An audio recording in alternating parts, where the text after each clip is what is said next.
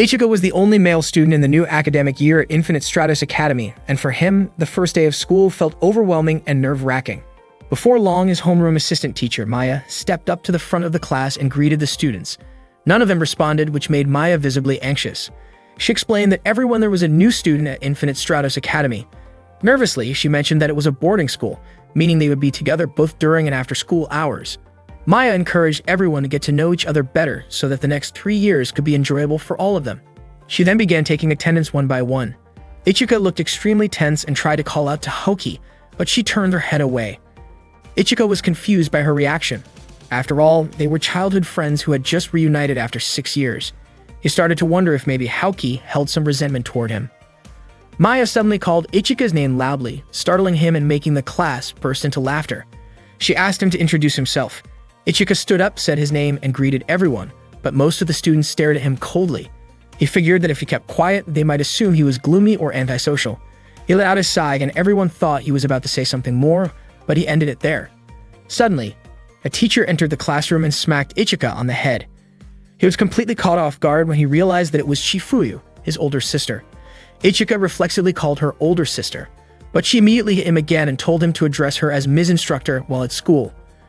It turned out Chifuyu had been in a staff meeting, so she had asked Maya to handle the welcome for the new students. Ichika was surprised to see his sister at Infinite Stratos Academy. Her job had always been a mystery, and she would only come home once or twice a year. Chifuyu introduced herself as their homeroom teacher and firmly stated that her goal was to make sure every one of them became competent within the year. Her commanding tone and charismatic presence made the students cheer with excitement.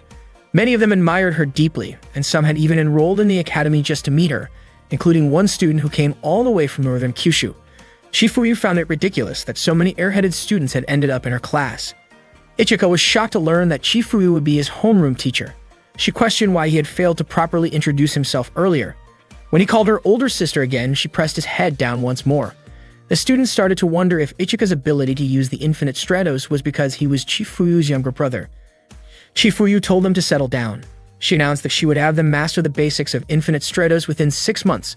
Only after that would they begin practical training. She gave them just half a month to learn the basic movements. The entire class responded in unison, agreeing to the challenge. It turned out that Chifuyu had once been one of Japan's first-generation Infinite Stratos pilots, but one day she suddenly resigned and disappeared from the public eye. Even Ichika never knew that she had become a teacher, and he regretted worrying about her for so long.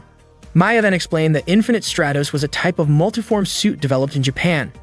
It was originally created 10 years ago with the purpose of space exploration, but development was halted under the Alaska Treaty. The treaty prohibited Infinite Stratos from being used as a military weapon, so it was rebranded as a form of competitive sport. Infinite Stratos Academy was the only training school in the world dedicated to its pilots. Students from all over the globe gathered there to learn how to pilot the suits. Technically, only females could operate the Infinite Stratos, and Ichika was the sole exception, the only male in the world capable of using it. During the break, the students kept watching Ichika, curious about the only boy in the world who could operate an Infinite Stratos. Ichika felt uncomfortable and wished someone would come save him. Suddenly, Haoki approached and asked him to step outside the classroom. Ichika asked if there was something she wanted to tell him, especially since they had not seen each other in 6 years. Haoki looked really nervous. Ichika then congratulated her for winning the national kendo tournament. Haoki was surprised and asked how he knew about that. Ichika said he had read it in the newspaper. He smiled and said even though it had been 6 years since they last saw each other, he could still recognize her instantly, especially since her hairstyle had not changed at all. Haoki looked embarrassed but thanked him for still remembering her. Ichika said there was no way he could ever forget her. Just then, the bell rang. A few students had been watching them from a distance, wondering if Haoki might be a friend of Ichika's. Ichika invited Haoki to head back to class. Later that day, Maya had just finished explaining the lesson and asked the students if anyone had questions about the material. Ichika was completely confused and wondered if he really had to memorize everything in the book. Maya walked up to him and asked if there was anything he wanted to ask. Ichika admitted that he did not understand anything at all. Maya was shocked and asked the rest of the class if anyone else was having trouble with the lesson, but no one did, only Ichika was struggling. Then Chifuyu came over and asked Ichika if he had not read the textbook before school started. Ichika said he had accidentally thrown it away. Chifuyu slapped him and told him she would give him another copy, but he had to memorize the entire book within a week. Ichika obviously protested, but Chifuyu firmly insisted. During the next break, a girl named Cecilia approached Ichika. Charlotte was surprised by how Ichika responded. It came off as a bit rude. Ichika admitted that he did not recognize Cecilia. She was confused as to how he did not know who she was, considering she was the representative of the United Kingdom and had scored the highest on the entrance exam. Ichika then asked what country representative even meant. Cecilia was stunned and wondered if Japanese boys simply lacked basic general knowledge. Ichika asked again what a country representative was, and Cecilia explained that it referred to elite candidates chosen to represent their nation as Infinite Stratos pilots. Cecilia proudly described herself as an elite noble and said people should feel honored to be in the same class as her. Ichika replied that this meant he was lucky, which made Cecilia feel like he was mocking her. She could not understand how someone like Ichika had managed to enroll in the Infinite Stratos Academy while knowing so little. As far as she knew, he was supposed to be the only boy able to operate in Infinite Stratos, but now she was disappointed. Cecilia claimed she was generous, so if there was anything Ichika did not understand, she would teach him, as long as he was willing to ask her nicely. She also boasted that she was the only candidate who had defeated her examiner during the entrance exam. Ichika said that he too had defeated his examiner. Cecilia was stunned, unable to believe it. Ichika explained that the examiner charged straight at him, so he dodged, and the examiner ended up crashing into a wall and stopped moving. Cecilia was not having it. She could not accept that Ichika had defeated the examiner after all. She believed she was the only one who had ever done that. Just then, the school bell rang. Cecilia left but said she would continue their conversation another time. Classes ended for the day, and Ichika headed to his dorm room. When he opened the door, he suddenly heard a girl's voice from the bathroom. It turned out to be his roommate, who said she hoped they would get along. The girl had just finished showering and was wearing only a towel. Ichika was shocked to see Haoki in the room. She was extremely embarrassed and quickly tried to cover herself. She asked why Ichika was in her room, and he said he had been assigned to that room too. He had no idea Haoki would be his roommate. Haoki immediately grabbed her kendo stick and attacked him. She even stabbed it through the door as Ichika tried to close it. Ichika wondered if she was trying to kill him. He would have been seriously hurt if he had not dodged. The commotion drew the attention of other students, and soon a crowd had gathered outside the room. They didn't expect that Ichika's room would be located there. Ichika himself was shocked to see the girls dressed so revealingly. He pleaded with Haoki to open the door and let him in. Haoki stepped out of the room and told Ichika to hurry and get inside. Once inside, she asked Ichika to explain why they were assigned to the same room, even though boys and girls had been separated by beds since the age of 7. Ichika said that kind of rule was outdated, but he admitted that sharing a room after the age of 15 could definitely be an issue. Haoki then asked what exactly Ichika was hoping to gain from sharing a room with her. Ichika responded that he wasn't that foolish. Hearing that, Haoki pointed her kendo sword at him and called him an idiot. Ichika tried to block the kendo stick, clearly scared by Haoki's intense expression. Their friends watching from the doorway felt a little sorry for Haoki. Eventually, she ended her attack and quickly closed the door. She told Ichika that they probably needed to set some boundaries since they would be sharing a room. Haoki set up a bath schedule. She would bathe from 7 to 8, and Ichika could use the bathroom from 8 to 9. Ichika said he preferred to shower earlier. Haoki asked if Ichika expected her to stay sweaty after kendo practice. He pointed out that the kendo club had showers too, but Haoki insisted that she couldn't relax unless she used her own bathroom. Ichika mentioned that home bathrooms were definitely more comfortable than school ones, then realized their room didn't even have a toilet. Haoki explained that the toilets were at the end of the hallway.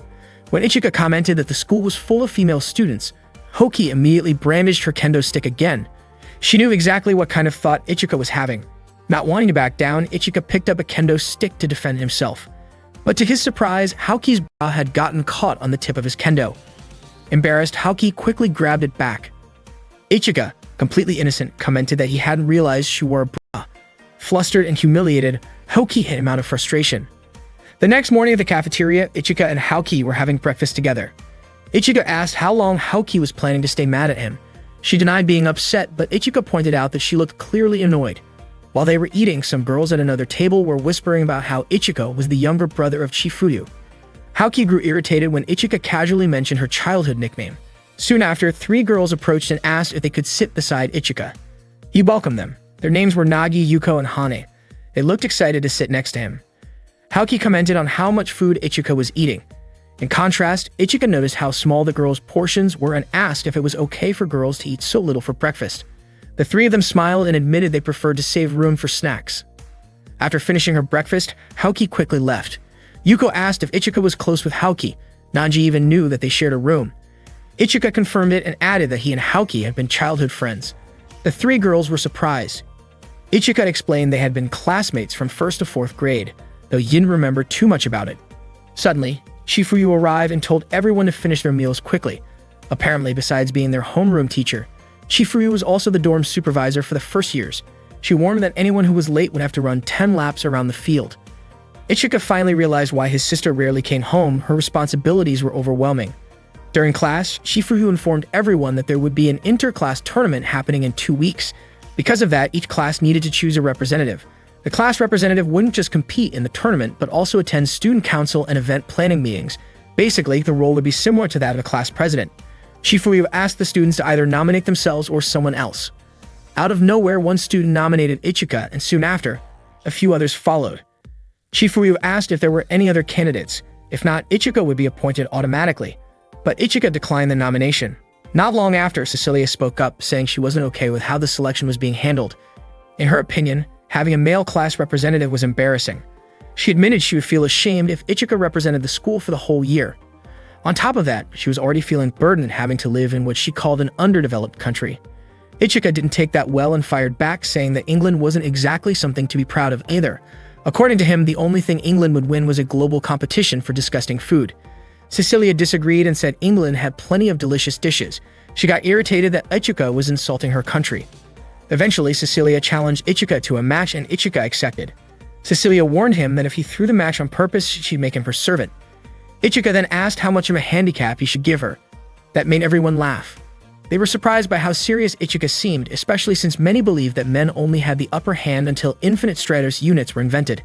Cecilia mocked Ichika, calling him a funny Japanese guy. One of the students suggested that he ask for a handicap, but Ichika said a man never takes back his word. Chifuryu then stepped in and scheduled the match between Ichika and Cecilia for Monday in Arena 3. She told both of them to get ready. That day, Chifuryu informed Ichika that his Infinite Stratos unit needed more time before it could be used, and since there were no spare units available, the school had decided to build one specifically for him. Upon hearing this, the other students felt quite envious. They wished they could have their own personalized Infinite Stratos as well. Ichika wondered if having a personal unit was really that impressive. Cecilia expressed her delight at the news, saying it pretty much guaranteed the winner of the upcoming representative tournament. From her point of view, it wouldn't be fair if she used a personal Infinite Stratos while Ichika had to rely on a training unit. This surprised Ichika, who had just learned that Cecilia also had her own personal unit. Cecilia explained that as a representative of the United Kingdom, she'd been granted one. She also mentioned that only 467 Infinite Stratos units existed in the world, and only the elite among the elite were given personal ones. Ichika was shocked to hear that there were only 467 units. Shizune stepped in to explain that the core technology inside each Infinite Stratos had never been made public. That was why only 467 existed. All the cores had been created by Professor Thabane, Haoki's older sister. The core technology remained a complete mystery, and no one other than Professor Thabane had been able to replicate it. Unfortunately, Thabane had refused to produce more than the original set. Because of this, countries, companies, and organizations had to make do with the limited number of cores available to them for research and development. Chifuryu then explained that personal Infinite Stratos units were normally only given to those working for governments or owned by major corporations. However, due to Ichika's unique status, he would be receiving a personal unit for data collection purposes. Shizune asked Chifuryu if Haoki was really related to Thabane, and Chifuryu confirmed that Haoki was her younger sister. The students were shocked. They had a hard time believing it, especially since Professor Thabane had gone missing and was being sought after by several countries and organizations. Naturally, they asked Haoki if she knew where Thabane was. With a sharp tone, Haoki responded that she had no idea where Thabane had gone. And honestly, she didn't care. Haoki made it clear that she was not her sister, and there was nothing she could tell them. At that point, Chifuryu instructed Maya to begin the lesson. Ichika couldn't help but wonder if something was off in Haoki's relationship with her older sister. During the lesson, Maya explained that Infinite Stratos units protect their pilots using a special energy shield. Each unit possesses something similar to a consciousness, allowing them to communicate with their pilot. Over time, the unit would gradually become more familiar with the pilot's thought patterns. While Maya was giving this explanation, Ichika couldn't understand a word and kept glancing at Haoki from time to time. Maya told the class to think of their Infinite Stratos unit as a partner. Yuko then asked if by partner, she meant something like a romantic relationship. Maya wasn't sure. She admitted she didn't have the experience to answer and that she was curious about it herself. At that moment, Ichika finally realized what it was like to attend an all-girls school. During lunch break, Ichika invited Haoki to eat together, but she ignored him. So he invited a few other classmates instead. Yuko, Hane, and Nagi happily accepted. Ichika said it would be more fun to get along with classmates, but Haoki still refused to join. Ichika tried to tug her along, but she resisted. Jokingly, Ichika teased that if she wouldn't walk, he might have to carry her. Haoki looked visibly upset and suddenly threw Ichika to the ground, which surprised the surrounding students. Ichika commented that Haoki had gotten even stronger, but Haoki shot back saying that Ichika was just getting weaker. According to her, what she had just done was simply a new trick she had picked up from her kendo training. Naji, Hane, and Yuko quickly left the area, clearly intimidated by what they had just seen. Ichika then grabbed Haoki's arm and insisted they eat lunch together, and after some hesitation, Haoki agreed. When they got to the cafeteria, Ichika gently told her not to be so self-centered all the time, which confused Haoki. He explained that what was actually on his mind was her. Ichika reminded her that he had been taken care of by Haoki's family, and since they were childhood friends who trained in the same martial art, it was only natural that he cared about her. After that, they started looking for an empty table to sit and eat together. While they were eating, Ichika asked Haoki to teach him more about Infinite Stratos. He admitted that if things kept going the way they were, he would probably lose to Cecilia without even putting up a fight. Haoki, however, blamed Ichika for getting himself into that kind of trouble. Ichika even went as far as pleading with her to help. Just then, a senior student from Class 3 approached and offered to teach Ichika about Infinite Stratos. She mentioned she knew he was still a beginner, and that he was scheduled to fight Cecilia soon. Haoki quickly stepped in and declared that she would be the one to train Ichika. The senior scoffed, saying that Haoki was just her first year, while she was already in her third year. But Haoki calmly replied that she was Thabana's younger sister, so that it shouldn't be a problem. Hearing that, the senior backed off and left. Ichika felt relieved and thankful that Haoki agreed to help him. Later that day, Ichika and Haoki were practicing kendo together, but Ichika was struggling to keep up. Haoki was confused about why Ichika was performing so poorly and asked what club he had joined during middle school. Ichika confessed that he went straight home every day and had missed a single day of school for 3 years. Haoki decided she would retrain him from the beginning, saying that this issue was more urgent than Infinite Stratos itself. She told Ichika she would train him for 3 hours after school every day. Although Ichika said he still needed to learn about Infinite Stratos, Haoki insisted that his current condition was way more serious. A few nearby students even began to doubt whether someone as unskilled as Ichika could actually control an Infinite Stratos unit. After training, Haoki started questioning whether she had been too harsh on Ichika. Still, she convinced herself that she had done the right thing, especially since he hadn't picked up a kendo sword in over a year. In her eyes, Ichika had changed a lot during the 6 years they had been apart. Determined to help him, Haoki made up her mind to continue training Ichika every day after school. That way, she could also spend more time with him. But then she grew embarrassed by her own thoughts and brushed them aside, trying to convince herself that she was doing all of this simply out of frustration with someone who wasn't taking martial arts seriously. A week later, the Infinite Stratos match between Ichika and Cecilia was about to begin. Ichika turned to Haoki and asked why she hadn't taught him anything about Infinite Stratos during their week of training. They had only practiced kendo the entire time. Haoki looked away and said that the unit Ichika was supposed to use hadn't been available yet. Ichika pointed out that she still could have explained the theory or gone over some basics, but Haoki just kept avoiding eye contact. At that moment, they were watching Cecilia's personal Infinite Stratos unit on the monitor. Soon after, Maya came in and announced that Ichika's own unit was ready. Shifuyu instructed him to get in immediately, noting that they didn't have much time. She urged him to start learning how to move during combat right away. Then Ichika's personal Infinite Stratos unit was revealed. It was called Byakushiki. Shifuyu told him to suit up immediately and begin adjusting to how it moved in battle. Ichika reached out and touched Byakushiki, and right away something felt different compared to the first time he had ever come into contact with an Infinite Stratos. As his hand rested on it, he began to understand what it was and why it existed. He also started to connect with it on a deeper level. Shifuyu asked him to relax his back as if he were sitting down, since the system would automatically adjust itself to him. Byakushiki then began to boot up and access its system. Maya provided some background information explaining that Cecilia's Infinite Stratos was called Blue Tears. Blue Tears was designed for long-range combat, while Byakushiki was equipped with a feature called Absolute Defense. This meant it was built to protect its pilot at all costs against any kind of attack. However, activating this feature would consume a large amount of shield energy. Ichika was ready for his match against Cecilia. He headed straight to the battle arena. Cecilia was already waiting, and with her usual arrogance declared that she would give him a chance to surrender and apologize. Of course, Ichika refused. Cecilia immediately fired at him, landing a direct hit on Byakushiki's shoulder. The audience was stunned. Ichika realized that it felt like he couldn't keep up with Byakushiki's speed. Cecilia kept firing and Ichika did his best to dodge her attacks. Each shot from her kept reducing Byakushiki's shield energy. At that moment, it became clear that Byakushiki only had one weapon and Ichika decided to use it. Cecilia mocked him, calling him foolish for choosing to fight her using a close-range weapon. The students watching the match kept cheering with excitement, while Haoki looked deeply worried about Ichika. Cecilia admitted that Ichika was the first person who had managed to last that long in a debut match against her Blue Tears. She continued to attack, but Ichika kept dodging and closing the distance between them, which made Cecilia nervous. Ichika figured out that Cecilia's weapons were controlled by her commands, and while she was actively using those weapons, she couldn't switch to another type of attack at the same time. Maya commented that Ichika was truly impressive, even saying it was hard to believe this was only his second time activating an Infinite Stratos. However, Shifuyu felt Ichika might be getting too confident. She noticed that he kept moving his left hand, a habit he usually displayed when he had made a small mistake. At that point, Haoki was visibly worried about him. There were only 2 shots left coming at Ichika. He knew Cecilia was keeping her distance, but he also believed that he had the upper hand if the fight came down to close combat. Unfortunately, Cecilia still had another attack left and quickly launched it. The hit looked like it struck him directly, but Byakushiki suddenly shifted form and shielded Ichika.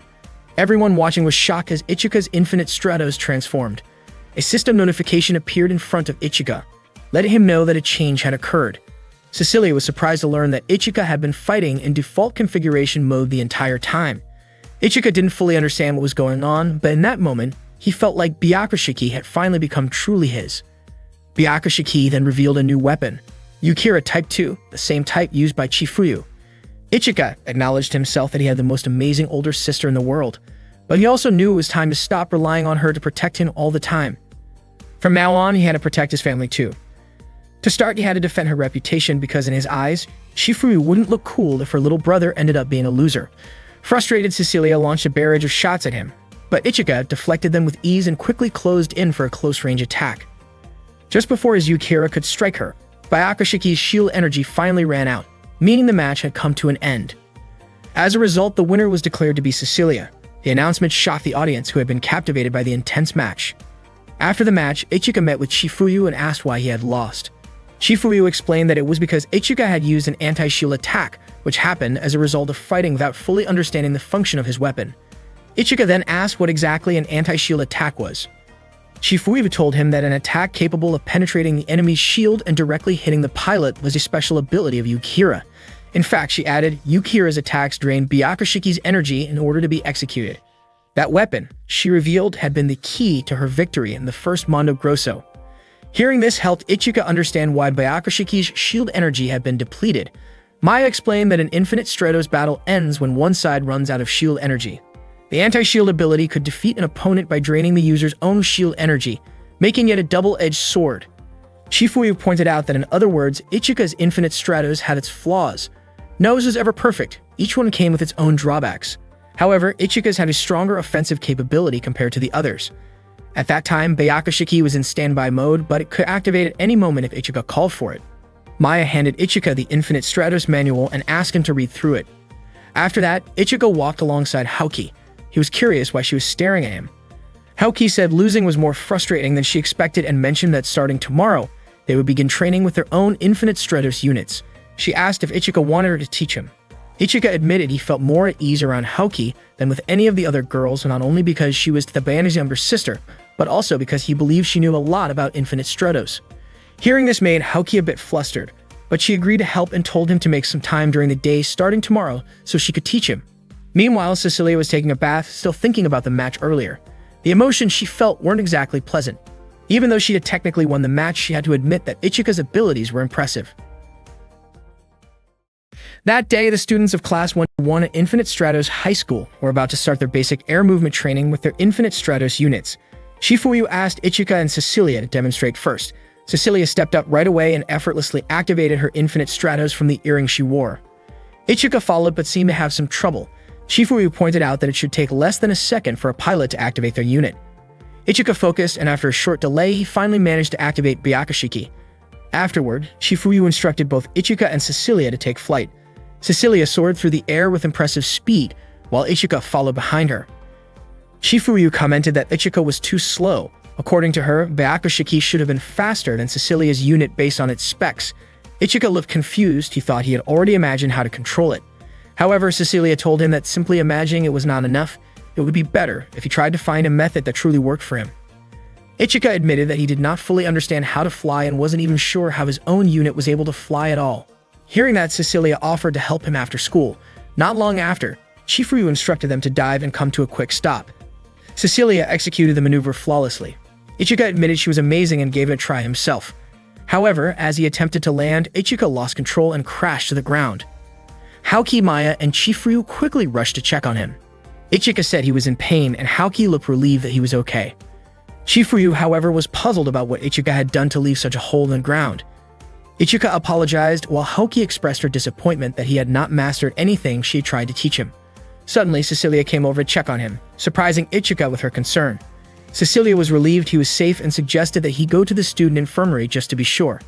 Haoki disagreed, saying that because Ichika had been using an infinite Stratos, he wouldn't get hurt that easily.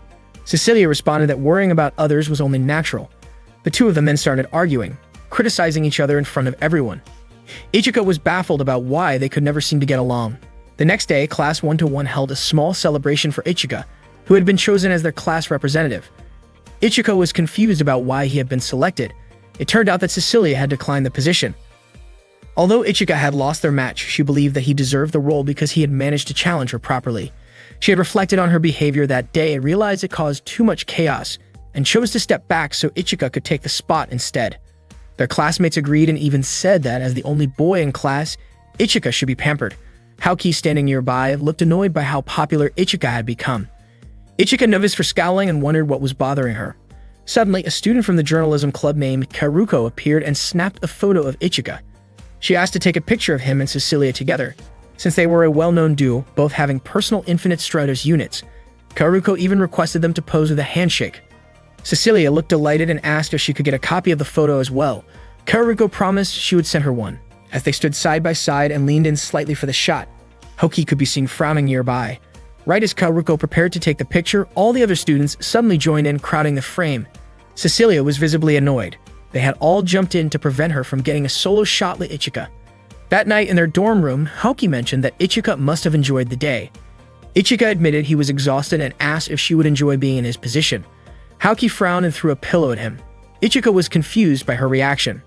She said she wanted to change into her sleepwear and asked him to turn around. Ichika suggested that next time she should change while he was brushing his teeth. Haoki quickly pulled the curtain between their beds and changed clothes. Meanwhile, Ichika, nervously aware of what was happening, sat still until Haoki finished putting on her kimono. When she was done, Ichika noticed the sash she was wearing and commented that it looked new. Haoki didn't expect Ichika to be that observant, but of course he had noticed. He looked at Haoki every single day. That night, Haoki invited Ichika to go to sleep and turned off the lights in the room. Before they dozed off, she apologized to him for being so difficult lately. Ichika told her it didn't bother him at all. The next day in class, the students were buzzing with news that the class representative of 1-2 had been replaced because of a transfer student. Yuko mentioned that the new student came from China. With full confidence, Cecilia guessed that they were probably looking for someone strong enough to compete with her. Ichika became curious. Was this new student really that powerful? Shizune didn't think so. She said it was unlikely because only students from classes 1-1 and 1-4 had personal Infinite Stratos units. But just then, the girl entered the classroom announcing that the new class 1-2 representative did in fact have her own IS, so class 1-1 wasn't going to win that easily. To Ichika's surprise, he recognized her. The girl's name was Lingyan, and she was the transfer student from China. Lingyan stepped forward and boldly declared the challenge to the class. Cecilia couldn't believe how casually Lingyan was acting around Ichika. Ichika, confused by her behavior, asked why she was trying so hard to act cool. That wasn't like her at all. Lingyan got annoyed, but before things escalated, Chifuryu suddenly knocked her lightly on the head and reminded her that it was time for homeroom. She told Lingyan to head back to her own classroom so she wouldn't cause a distraction 1-1. Lingyan left reluctantly, clearly not finished with Ichika just yet. Later during lunch in the cafeteria, Ichika ran into Lingyan again. He was still surprised that she had become her country's representative and now stood in for class 1-2. He asked why she hadn't told him beforehand. Lingyan said that if she had told him in advance, their reunion wouldn't have been nearly as dramatic. Ichika then asked if she still felt awkward around Chifuryu. Lingyan admitted that it wasn't awkward, they just didn't get along very well. As she ordered a bowl of ramen, Ichika wasn't surprised at all. She had always loved ramen. He asked how she had been during the year they hadn't seen each other. The other students from class 1-1 started to get irritated watching Ichika and Lingyan chatting so closely. They kept glancing over at the two of them, obviously not pleased. Ichika asked when Lingyan had become her country's representative. She said she was shocked when she first saw Ichika on the news. Ichika himself couldn't believe he had ended up at Infinite Stratos either. Lingyan mentioned that she had heard about what happened during Ichika's entrance exam, how he had accidentally activated an Infinite Stratos. She asked how that even happened. Ichika explained that the entrance test was held in a building with lots of rooms. He got lost and tried to ask the staff for help, but didn't understand their directions. He ended up wandering around until he stumbled into a room with an IS unit inside. Out of curiosity, he touched it, and to everyone's shock, it activated. Moments later, people rushed in and told him he wasn't supposed to be there. Since men aren't supposed to be able to operate as units, they were stunned when they realized the machine had responded to him. A lot happened after that, and eventually, Ichika was admitted to Infinite Stratos Academy. Lingyan was surprised to hear how it all unfolded. Then, out of nowhere, Haoki and Cecilia showed up. They wanted to make sure, was Ichika dating Lingyan? Lingyan was caught off guard, and Ichika quickly explained that they were just childhood friends. He added that Lingyan had transferred away not long after Haoki had left their school. Ichika introduced Haoki to Lingyan, explaining that Haoki was his first childhood friend and Lingyan was the second. That made Haoki genuinely happy. She felt valued by Ichika. Lingyan then greeted Haoki and said she hoped they could get along from now on. Cecilia introduced herself as the representative from the United Kingdom. She also shared that she and Ichika had competed for the position of class representative. Unfortunately, while Cecilia was explaining all this in detail, Lingyan completely ignored her, which made Cecilia visibly annoyed. Instead of responding, Lingyan invited Ichika to train with her. She openly admitted that she wasn't interested in anything Cecilia was saying, which only made Cecilia angrier. At that moment, Haoki stepped in and mentioned that helping Ichika train had become her responsibility. Cecilia responded by saying she didn't need any help from someone from a rival class, but Lingyan said she simply wanted to talk to Ichika and suggested that the two of them should leave together. Cecilia was clearly irritated and called Lingyan arrogant, especially since she had joined later than the rest.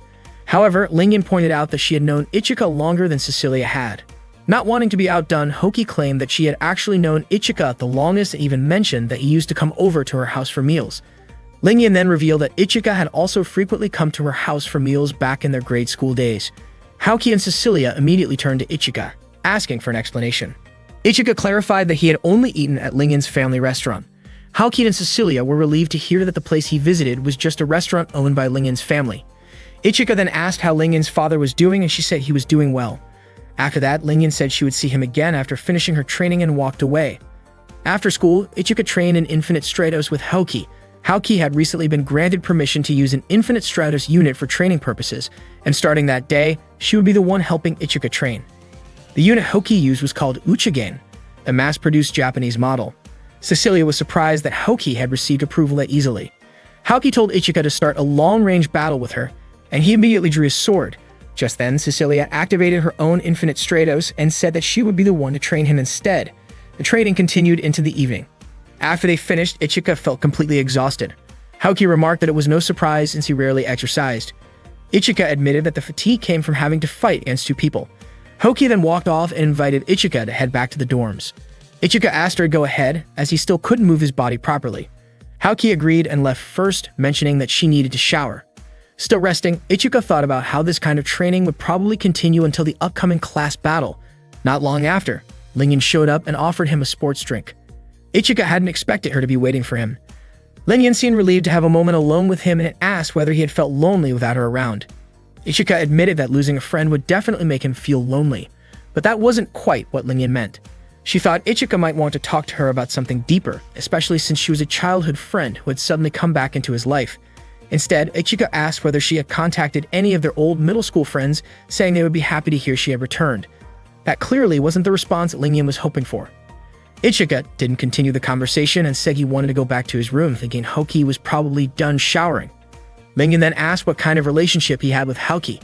Ichika explained that Haoki was his first childhood friend and Lingyan was the second. Confused, Lingyan asked what childhood friends had to do with taking a shower. Ichika explained that he was sharing a room with Haoki because the school couldn't arrange a separate room for him. He added that he was actually thankful to be sharing a room with someone he already knew. Otherwise, he might have had trouble sleeping due to nerves.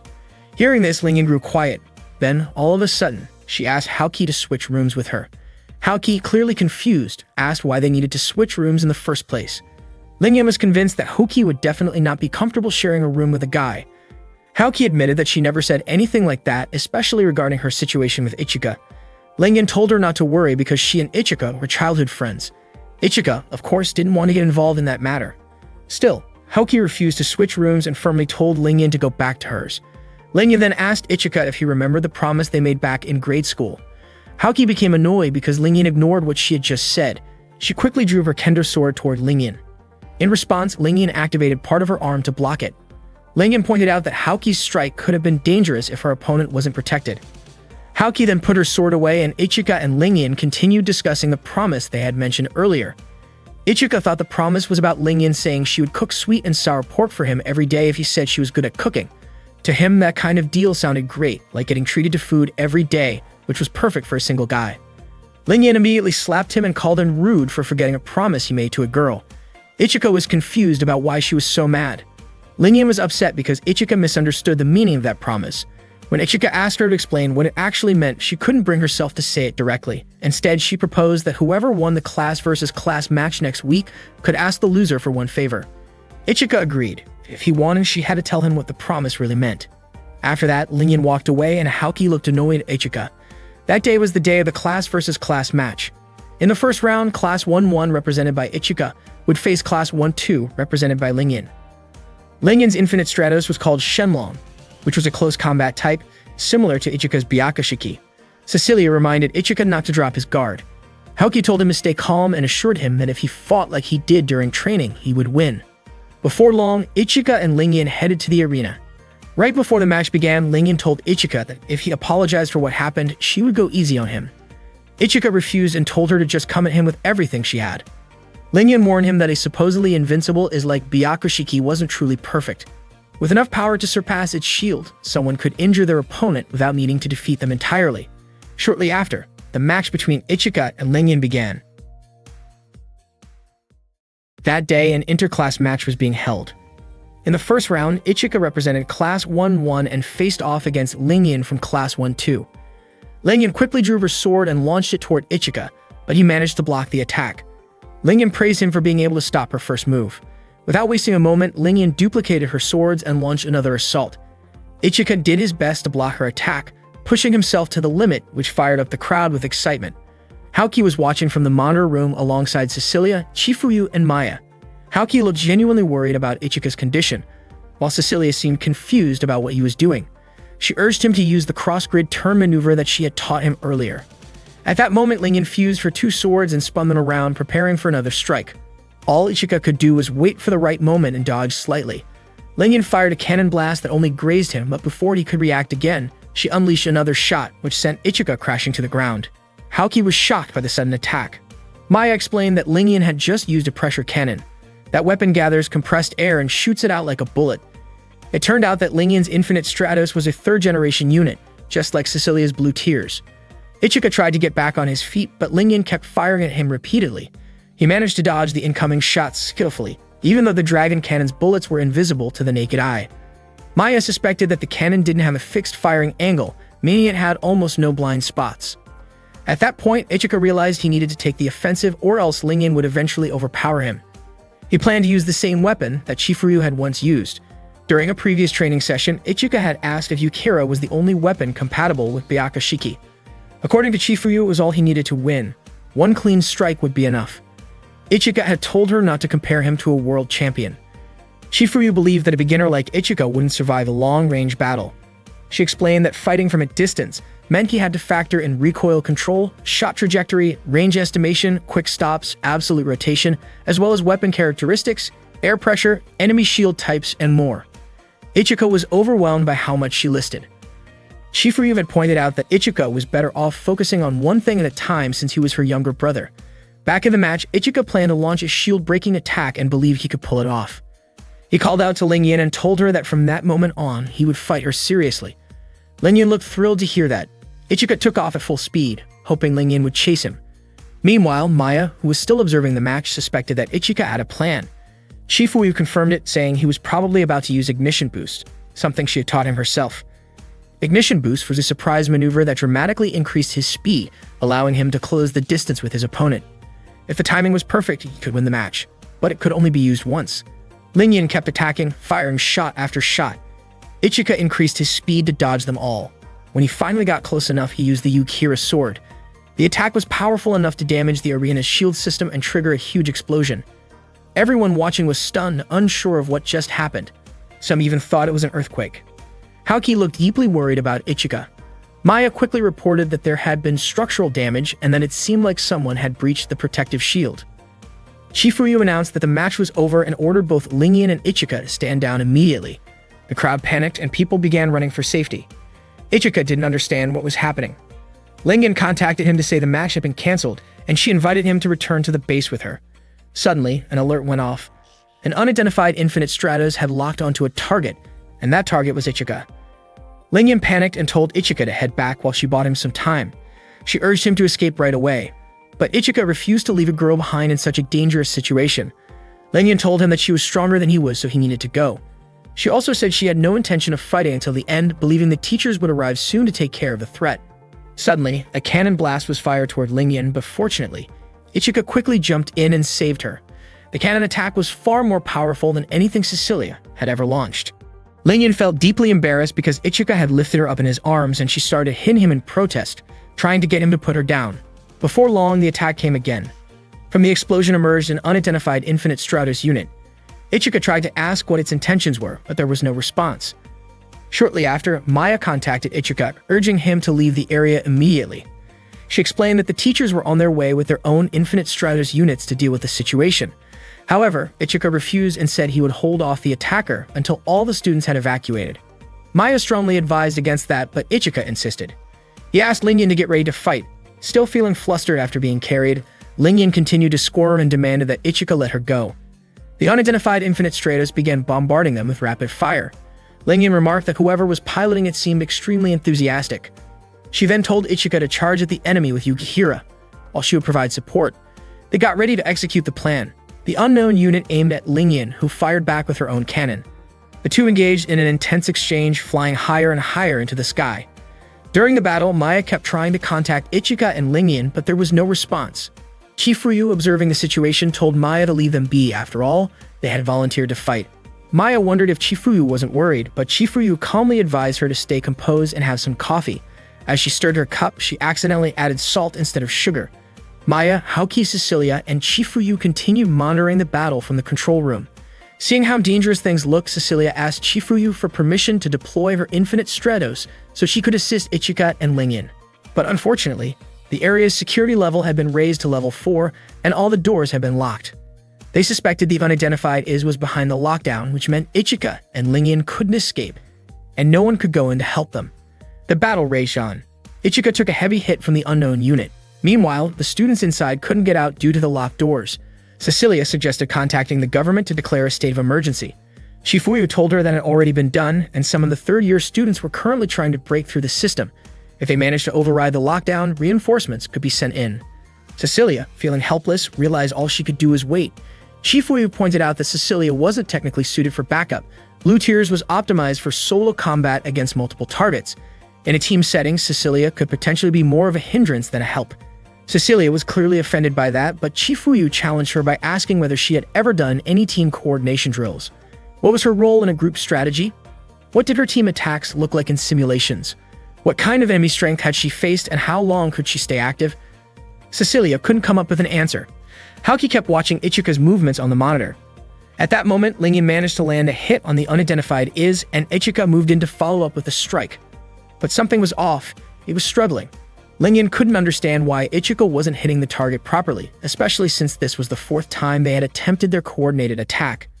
By that point, the shield energy of Byakushiki was running dangerously low. Ichika only had enough power left to use his shield-piercing attack one more time. The unidentified Infinite Stratos continued to rain down gunfire on them, and all they could do was dodge.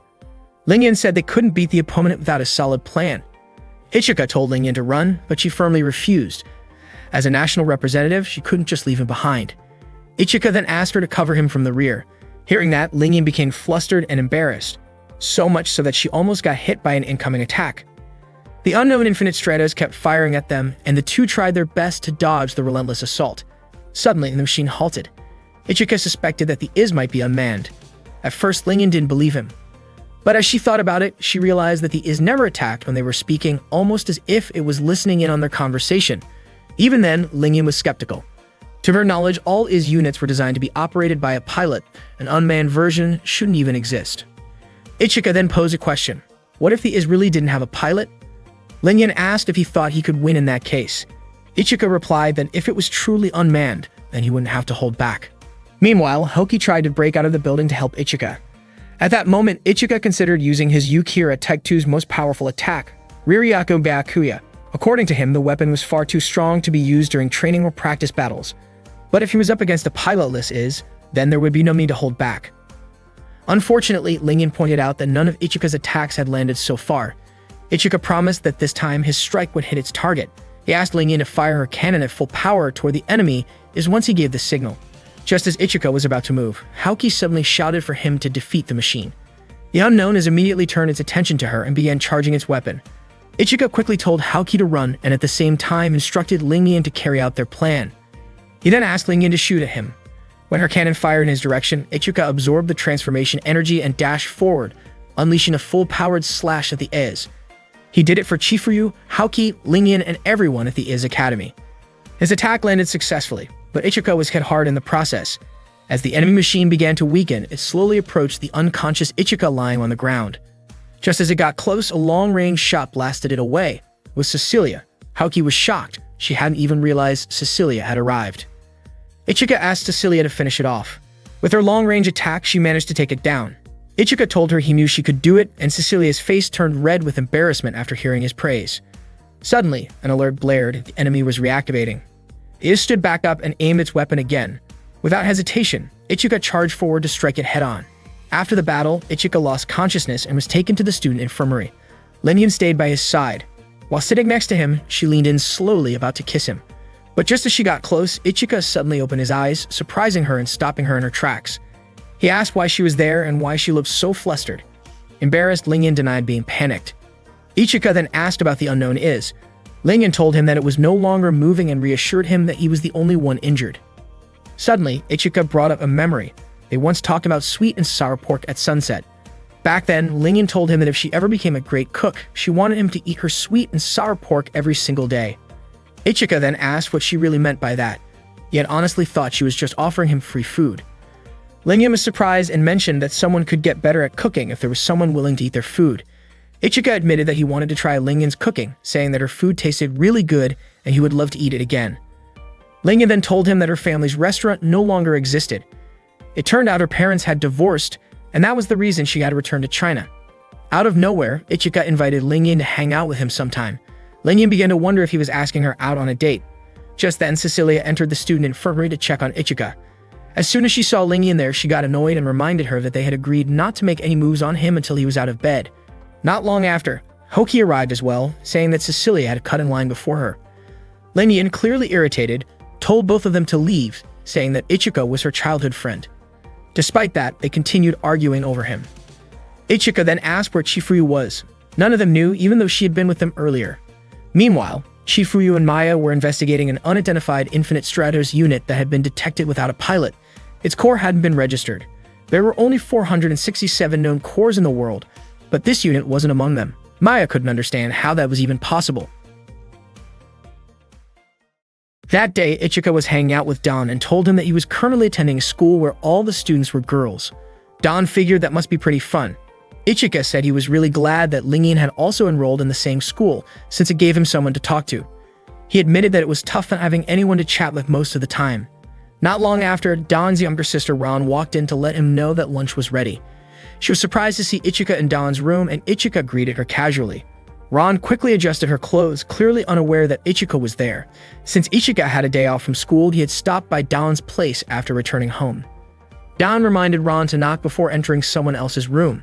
Ron quickly told her older brother to stop talking so carelessly in front of Ichika. That day, Ichika ended up eating at Don's family restaurant. Ron encouraged him not to feel shy around her. Ichika noticed that Ron was dressed quite neatly and asked if she was heading out, maybe even going on a date, but Ron quickly denied it. Seeing how casual Ichika was, Don guessed that he probably acted the same way at school and felt kind of sorry for Lingyan. Later that evening, back at the dorm, Maya came to visit the room Ichika shared with Haoki.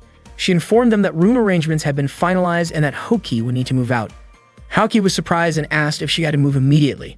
Maya explained that the school couldn't allow male and female students to stay in the same room for that long, and she also believed that there was no way they had been able to relax the entire time. Ichika told Haoki not to worry about him. He even commented with a grin that waking up without her in the room might actually be refreshing. Hearing that, Haoki looked visibly annoyed and said she was ready to move out right away. Ichika was confused about why she seemed so irritated, but decided not to dwell on it. A short while later, Haoki knocked on Ichika's door.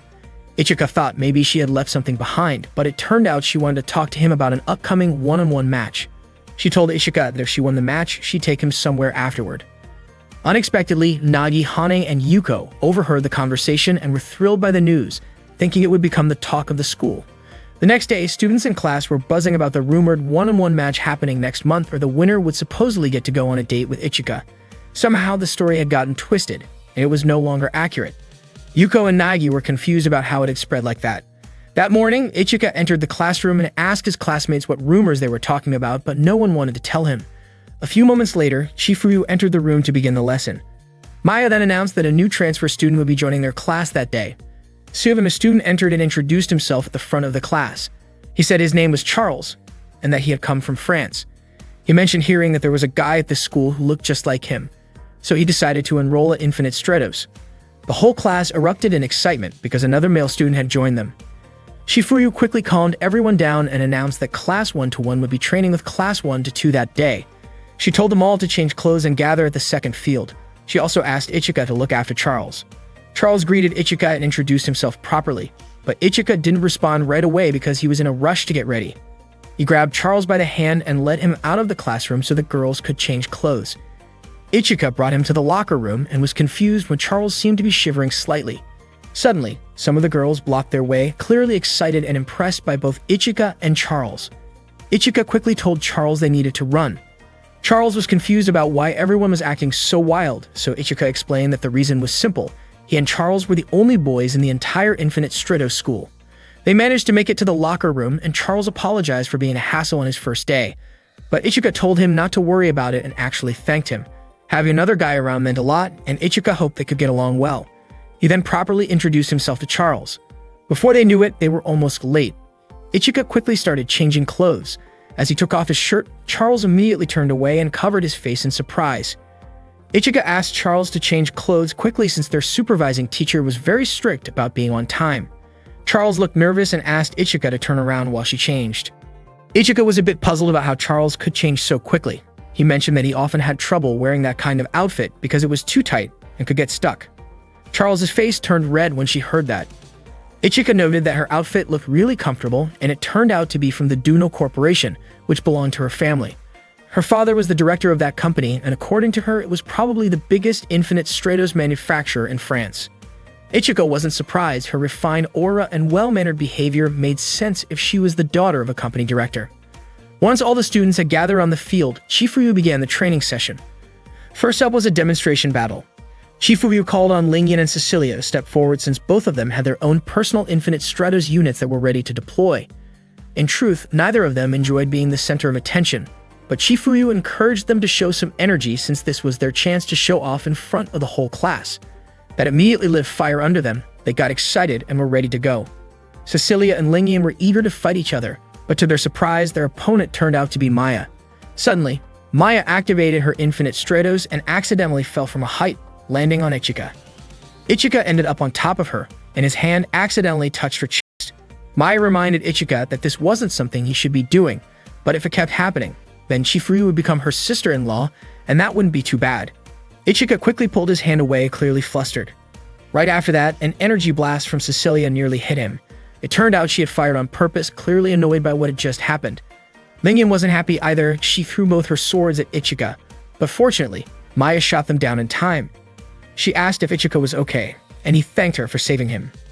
Chifuyu then explained to the students that Maya used to be a candidate to represent her country, and for her, dealing with attacks like that was nothing. Maya humbly stated that she was just a former candidate, nothing more. Chifuyu then instructed them to begin the match. Cecilia asked whether the battle would really be a 2-on-1 fight, and Lingyan expressed her concern too. Chifuyu reassured them not to worry. If Maya was using her full strength, they would likely lose regardless. Tralek gave the signal, and the battle began. Cecilia fired a series of shots at Maya, but she easily dodged them. Lingyan launched a cannon blast, but again, Maya avoided the explosion effortlessly. Meanwhile, Chief Ryu asked Charles to explain Maya's Infinite Stratos unit to the rest of the students. Charles explained that Maya was using the Rafale Revive developed by the Duno Corporation. It was one of the best second-generation Infinite Stratos units and could hold its own even against early third-generation models. Among the mass-produced units at the time, it was the most advanced and ranked as the third best-selling model. It was also highly versatile, capable of handling close-range combat, long-range attacks, and defense. Back in the fight, Maya continued to fire at Cecilia, who tried her best to dodge. In doing so, she ended up colliding with Lingyan. When the two of them were close together, Maya seized the opportunity and shot them both, knocking them out of the air. Cecilia was in disbelief as she had lost. She and Lingyan began blaming each other for the defeat. Chief Ryu stepped in and told them to show some respect to Maya, now that they had seen just how strong she really was. Afterward, Chief Ryu instructed the students to start training in groups, but leaders of each group would be the students who owned personal Infinite Stratos units. She asked them all to split up and form their groups. The students quickly moved to organize themselves. Lingyan reminded her group members to be careful and not to touch things recklessly, as someone might get hurt. Cecilia asked her group to board one at a time. Meanwhile, Haoki, who had secretly wanted to join Ichika's group, found herself annoyed by the fact that she was considered an elite even in moments like this. Ichika directed his group members to board in order, following their number sequence. The first in line was Kyoka, a girl from the handball club. She shared that she enjoyed watching sports and jogging. As she reached out to shake hands with Ichika, the rest of the group started to feel jealous.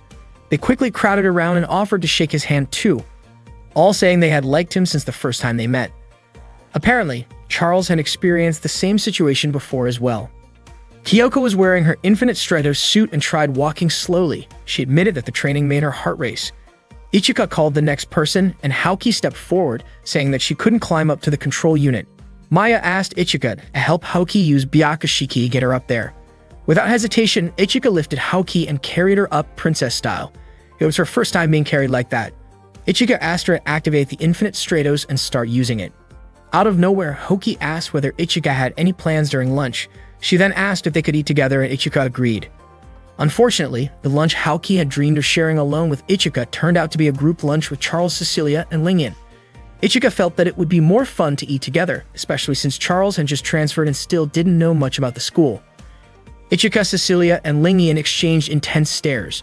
Charles began to feel awkward being there with all of them, but Ichika reassured him that it was fine since they were both guys and also roommates.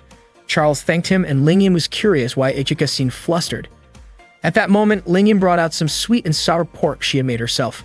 She explained that she prepared it earlier that morning because Ichika had said he really wanted to try her cooking. Cecilia chimed in, saying she also woke up early to prepare something. She had made sandwiches, hoping to show that British food could taste great too. Ichika tried the sandwich first, but it seemed like he didn't quite enjoy the taste. He then turned his attention to Haoki's lunch. Haoki's bento looked luxurious. She admitted she had prepared it with care, originally intending to eat it by herself. Ichika tasted it and found it delicious, certain that she had put a lot of effort into making it. Haoki smiled and revealed that the dish was seasoned with ginger, soy sauce, grated onion, a bit of pepper, and a secret ingredient, grated radish. Ichika was clearly impressed by the flavor, and Cecilia and Lingyan started to look annoyed. Ichika asked why Haoki wasn't eating, and she told him that she had already eaten the failed batch. Seeing how happy she was that Ichika liked her cooking, he offered her a bite, feeding her directly. Haoki's face turned bright red as she accepted the bite. She admitted it was really good, though it wasn't just about the karage. Charles then commented that what they just did looked like something couples do, feeding each other. She said the two of them looked very close. Lingyan and Cecilia didn't seem too happy to hear that. Charles then suggested that they all share their lunches and feed each other, saying there was nothing wrong with that. Ichika agreed, and so did Lingyan. Cecilia, although usually opposed to anything outside of proper table manners, said she should probably follow Japanese customs in this case. Lingyan then offered her sweet and sour pork to Ichika, and Cecilia also moved to feed him her sandwich. Later that night, Ichika and Charles were chatting in their room. Charles asked why Ichika trained with the Infinite Stratos after school. Ichika explained that he needed the extra practice because he had fallen behind the others. Charles said she wanted to join in as well, especially since she had her own personal Infinite Stratos and could possibly be of help. Ichika happily agreed. The next day at school, Maya brought more exciting news. Another transfer student had joined Class 1-1. This new student was from Germany and her name was Laura. The class was surprised since it was the second day in a row they had a transfer student. Maya asked everyone to stay calm because Laura hadn't finished introducing herself yet. Chifuyu then asked Laura to introduce herself properly. Laura addressed Chifuyu as coach, which led Ichika to guess that she must have known Chifuyu from her time in Germany. After her brief introduction, Laura suddenly slapped Ichika across the face, shocking the entire class. She then stated that she refused to acknowledge Ichika as Chifuyu's younger brother. As usual after school, Ichika was training with his Infinite Stratos. That day, he was practicing together with Haoki, Cecilia, and Lingyan. Haoki taught Ichika how to properly attack using a sword. Lingyan guided him to understand the essence of Infinite Stratos by feeling it, while Cecilia gave him instructions on defense and evasion. But all of their explanations only left Ichika feeling confused. He didn't understand any of it. The girls were puzzled as to why Ichika couldn't grasp the basics. Not long after, Charles arrived with her own Infinite Stratos and invited Ichika for a practice match. Ichika agreed. Their match quickly caught the attention of other students who gathered to watch. Charles was piloting Raphael Revive, a second-generation Infinite Stratos from France. As the match began, Ichika immediately drew Yukihira. Charles launched into the air and began firing down at him from above. The students were amazed by the intensity of the battle. Haoki looked especially worried about Ichika. He tried to fight back, but Charles dodged his attack and countered, repeatedly targeting him until Byakushiki's shield energy was completely depleted. After the match, Charles explained that Ichika had lost because he still wasn't capable of long-range attacks. She asked if Byakushiki didn't come with an equalizer. Ichika replied that all of Byakushiki's bust slots were already occupied. Charles pointed out that this setup allocated more power to his one-off ability. The one-off ability is a feature that activates when the Infinite Stratos and its pilot are in perfect sync. In the case of Byakushiki, that ability is called Raryakubakia. Ichika said Charles' explanation was the first one that actually made sense to him. At that moment, Haoki, Lingyan, and Cecilia were watching from a distance and clearly annoyed. None of them could believe that Ichika only understood things when Charles explained them. Ichika thought the Raryakubakia was a wild move, especially since it used up shield energy to launch an attack. Charles said the ability was similar to the one used by Chifuyu's Infinite Stratos. But just because Ichika and Chifuyu were siblings didn't mean he could master that kind of power without serious effort. Charles then offered to help Ichika train for long-range shooting. Ichika was hesitant, saying he probably couldn't use someone else's equipment. But Charles clarified that if the original owner disabled the safety lock, then any registered pilot could use it. She helped Ichika aim by guiding his arm, and their close proximity made Haoki, Lingyan, and Cecilia visibly irritated. Charles continued helping him aim at a few targets in front of them. She then asked Ichika what he thought about this way of practicing. Ichika said the movements were really fast. Suddenly, Laura appeared piloting a third-generation German Infinite Stratos model that was reportedly still in the experimental stage. Lingyan looked frustrated by Laura's presence. After all, Laura had slapped Ichika in class not long ago. Without warning, Laura challenged Ichika to a fight. Ichika declined, saying he had no reason to battle her. But Laura insisted that she had her own reasons. Ichika suggested she wait, since there was going to be an inter-class match soon anyway. Ignoring his words, Laura fired a sudden shot at Ichika. Charles quickly moved in and shielded him. Charlotte commented that the German girl seemed to have a short temper for attacking so suddenly. Charles immediately raised her weapon toward Laura. Laura arrogantly dismissed the French-made second-generation Infinite Stratos, belittling its capabilities. Charles, however, confidently defended her machine, saying it was far more practical than a third-generation German unit that might never be ready for mass production. Just as the confrontation escalated, Chifuyu stepped in and sternly reprimanded the students. Laura backed off and left for the day. Still curious, Haoki asked Ichika what had just happened. Meanwhile, Cecilia asked Ichika what kind of relationship he actually had with Laura. In the locker room, Charles approached Ichika and asked if he was okay. Ichika thanked Charles for helping him earlier. Charles was about to head back to the room first, and Ichika asked why he did not just take a shower there. He also pointed out that Charles had never changed clothes with him before, which made him curious. Charles tried to avoid the topic, but Ichika grabbed his arm and even wrapped his arm around him. Ichika said he wished Charles would occasionally change clothes with him, but that made Charles nervous and uncomfortable. Charles suddenly shouted and ran off. Ichika was left confused, not understanding why Charles reacted that way. After changing his clothes, Ichika walked to his room, still thinking about when Laura slapped him and said she refused to acknowledge him as Chifuyu's younger brother. As he approached, he overheard Laura talking to Chifuyu, asking what she was doing in a place like that. Chifuyu explained that she had a duty to fulfill. Curious, Ichika quickly hid so he could listen in. Laura questioned what kind of duty Chifuyu could possibly have on that eastern island. She pleaded with Chifuyu to return to training in Germany. From Laura's perspective, not even half of Chifuyu's abilities were being put to proper use at the school. She felt that the students there were not worthy of Chifuyu's guidance, claiming that they lacked awareness about Infinite Stratos and treated it more like a fashion statement than something serious. To Laura, Chifuyu was wasting her time. Chifuyu asked her not to say such things again. She told Laura that she had become someone important to her, especially since they had not seen each other for a while. Then she asked if Laura had ever thought of herself as someone chosen at the age of 15. Laura was surprised to hear Chifuyu say that. Chifuyu then told her to go back to class, and Laura ran off. Unexpectedly, Chifuyu had actually noticed Ichika's presence. She said she did not approve of his habit of eavesdropping. Ichika was confused by the way his sister treated him. Chifuyu told him he should spend his free time training because with the way things were going, she was sure he would lose in the first round of the upcoming end-of-month tournament. Before she left, Ichika asked whether Laura's refusal to recognize him as her younger brother was because Chifuyu had lost her chance to win a second championship because of him. Chifuyu told him that it was in the past and there was no need to dwell on it. She then walked away. There was a past event on the day of the second Mondo Grosso Finals, the World Championship for Infinite Stratos. Ichika had been kidnapped by someone. He did not know what the kidnappers wanted from him. He was tied up and held captive. Chifuyu came to rescue him even though it meant leaving the final match. As a result, she was disqualified. She had been the undeniable favorite to win the tournament 2 years in a row, so her sudden loss caused a major uproar. To repay the German military unit that had given her Ichika's location, Chifuyu worked as a trainer for the German Infinite Stratos forces for 1 year. Ichika realized that all of this happened because of his own weakness. He felt ashamed for being such a burden as a younger brother. He thought maybe it was time he stopped relying on Chifuyu all the time. Ichika arrived at the room while Charles was in the shower. Realizing the soap was out, he decided to bring her some. Without thinking, he opened the bathroom door. Charles was, of course, shocked to see him. She quickly covered herself. Ichika noticed that her body looked more like a woman's. Charles was extremely embarrassed while Ichika quietly handed her the soap. After stepping out, Ichika finally realized what he had seen. Charles was overwhelmed with embarrassment, knowing that Ichika had seen her bare body. After the shower, they both looked awkward sitting in the room until Ichika invited her to have some tea together. He made the tea and handed it to Charles. Their hands accidentally touched and Charles got flustered. In her nervousness, she spilled the tea on Ichika's hand. He cried out in pain and quickly rinsed his hand with cold water. Charles immediately apologized and checked on his hand. As she leaned closer, Ichika pointed out that her chest was pressed against his arm. Charles was stunned and quickly turned around, calling Ichika flirtatious. Ichika, in turn, was confused by her accusation. Afterward, Ichika asked why she was pretending to be a boy.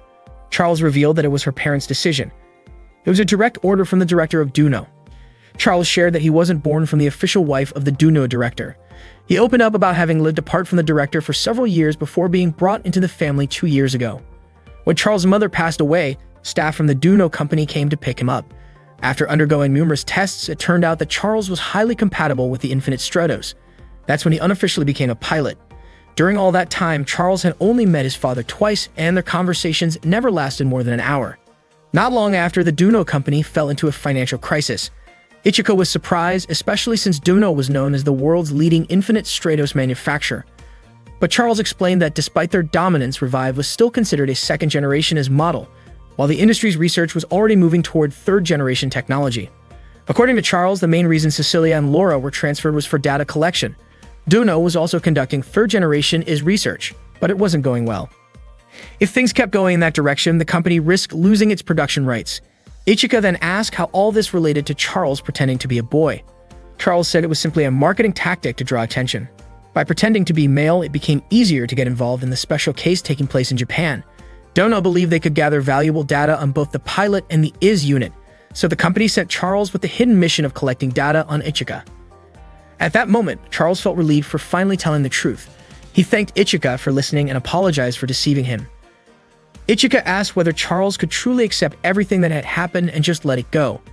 He pointed out that while it's true no one can be born without parents, that doesn't mean parents have the right to do whatever they want with their children.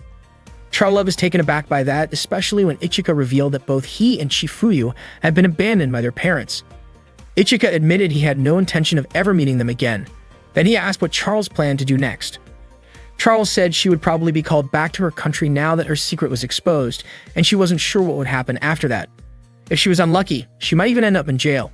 Ichika urged her to stay and simply keep everything under wraps.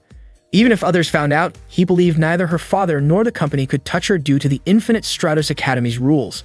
As long as a student was enrolled there, They were not under the control of any country, corporation, or organization. So essentially, she would be safe for at least 3 years, and during that time, they could figure out what to do next. Charles was amazed that Ichika remembered that part of the school rules, considering there were 55 clauses in total. Ichika admitted he was pretty good at reading books. Charles thanked him again for protecting her. Ichika told her not to feel awkward around him. Just then, Ichika accidentally caught sight of Charles' exposed chest and quietly let her know. Embarrassed, Charles quickly covered herself. She then innocently asked if it caught his attention. Naturally, Ichika admitted it had. To his surprise, Charles teasingly offered to let him take a better look and joked that he was being flirty. Ichika was confused at how quickly she jumped to that conclusion. Suddenly, there was a knock on the door. It was Cecilia checking in to ask whether Ichika was feeling okay, as he hadn't eaten anything all day. Without waiting, she stepped into the room and saw Ichika with a blanket wrapped around Charles. Ichika said he was taking care of Charles, who was feeling unwell. Cecilia apologized and asked if she could take Ichika away for a bit since she hadn't had dinner yet. Charles gave them the go-ahead. Without wasting time, Cecilia quickly pulled Ichika along to have dinner with her. Unfortunately, as they were walking through the corridor, they ran into Haoki. She immediately stopped them and asked why they were holding hands and walking so closely. Cecilia replied that it was only natural for a man to guide a lady. Haoki, not wanting to be left out, said she wanted to join them for dinner too, claiming she hadn't eaten enough earlier. Cecilia reminded her that eating too much could lead to weight gain, to which Haoki responded that she would just burn off the calories through her kendo training.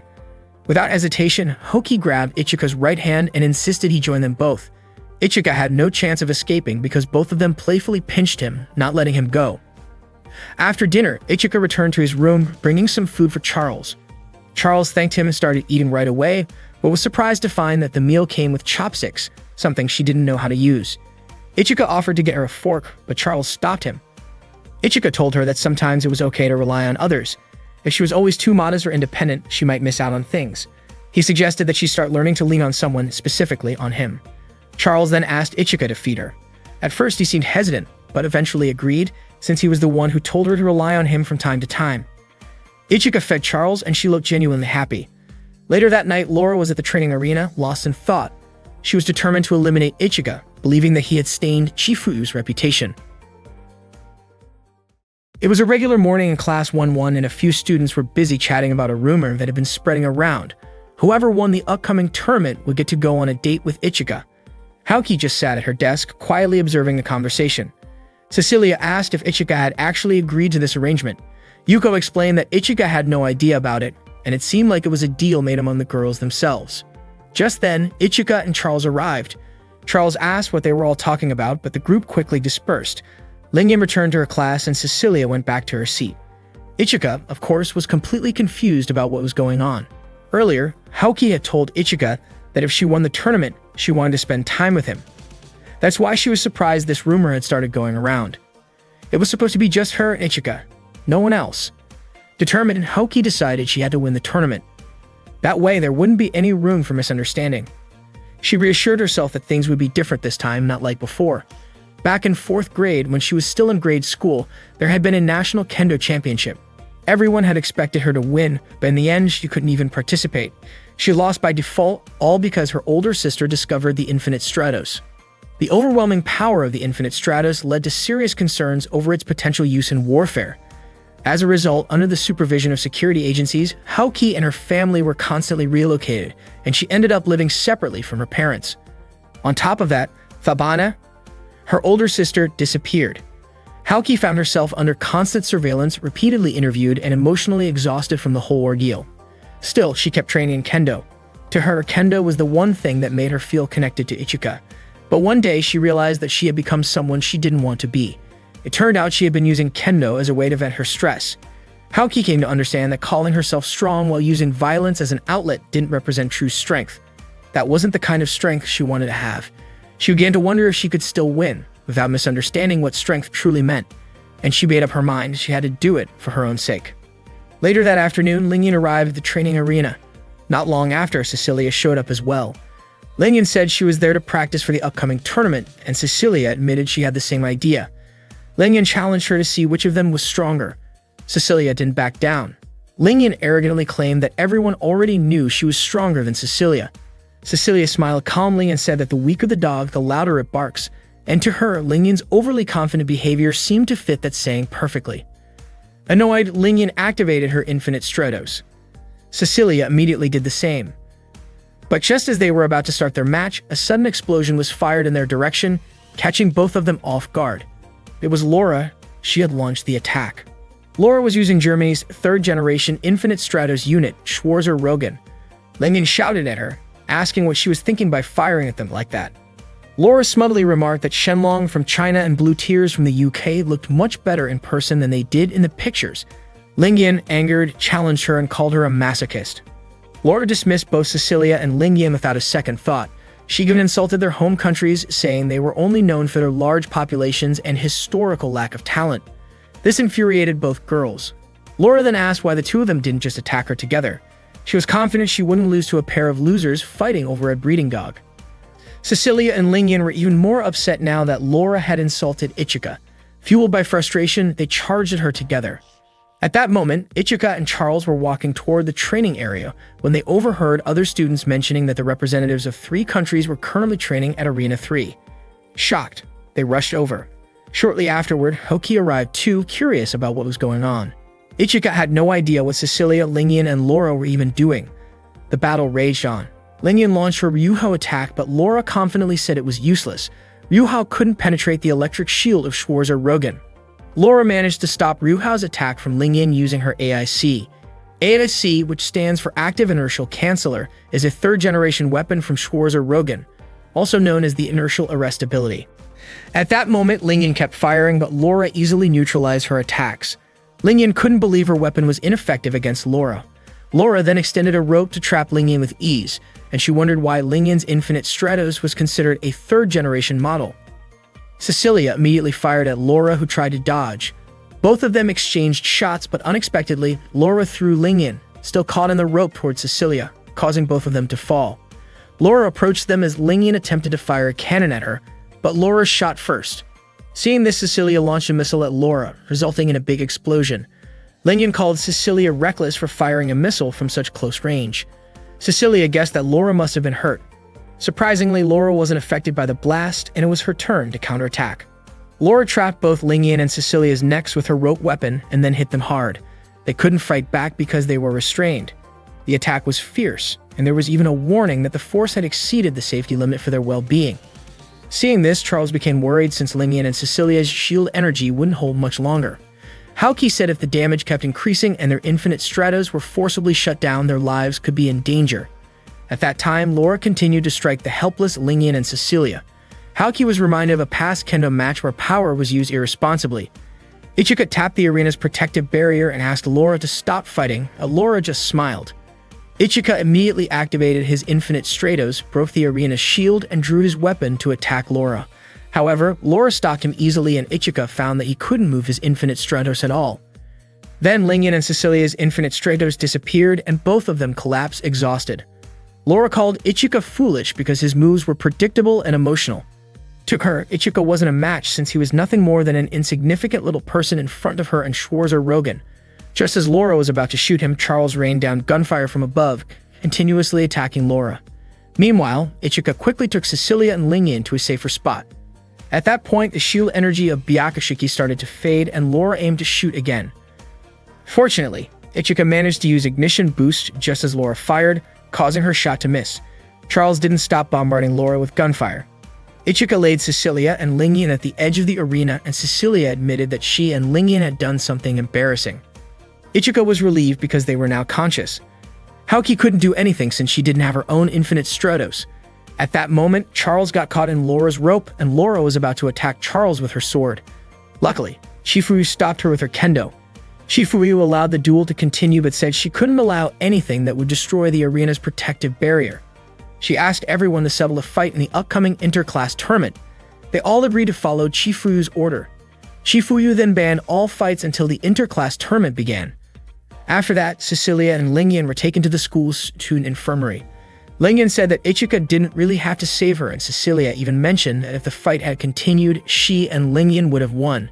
Charles came by with some drinks and asked both of them not to try to act tough. Charles believed that they were just embarrassed because they had messed up in front of the people they liked, and of course, neither of them wanted to admit it. Ichika asked why they had fought with Laura. Hearing that question, they were so surprised that they almost choked. Cecilia said that Laura had hurt women's pride. Charles then asked if Laura had insulted Ichika, but Cecilia and Lingyan immediately covered Charles' mouth to stop him from saying anything else. Ichika told Cecilia and Lingyan not to move too much since they were injured. He gently touched their shoulders, and as expected, it caused them pain. Ichika asked them again not to act tough. Cecilia and Lingyan called Ichika stupid, but he didn't understand why they behaved that way toward him. Before long, some students came into the infirmary holding a notice that said for the upcoming class tournament, to make the battle simulation more realistic, students had to compete in pairs. Those who didn't choose their own partners would be assigned partners by lottery. Everyone wanted Ichika to be their partner. Ichika apologized because he had already teamed up with Charles. The students then left one by one. Ichika felt relieved, but then Lingyan asked him to be her partner because they had been friends since childhood. Cecilia forbade it, saying Lingyan should choose someone from her own class.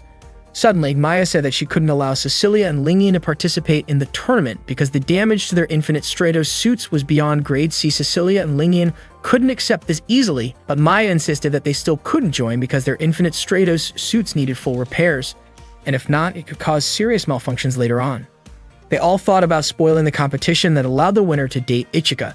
So they encouraged Ichika and Charles to win the tournament because if Ichika and Charles won, no one else could date Ichika. Ichika and Charles thanked Cecilia and Lingyan for their support. Maya was even moved by their beautiful friendship.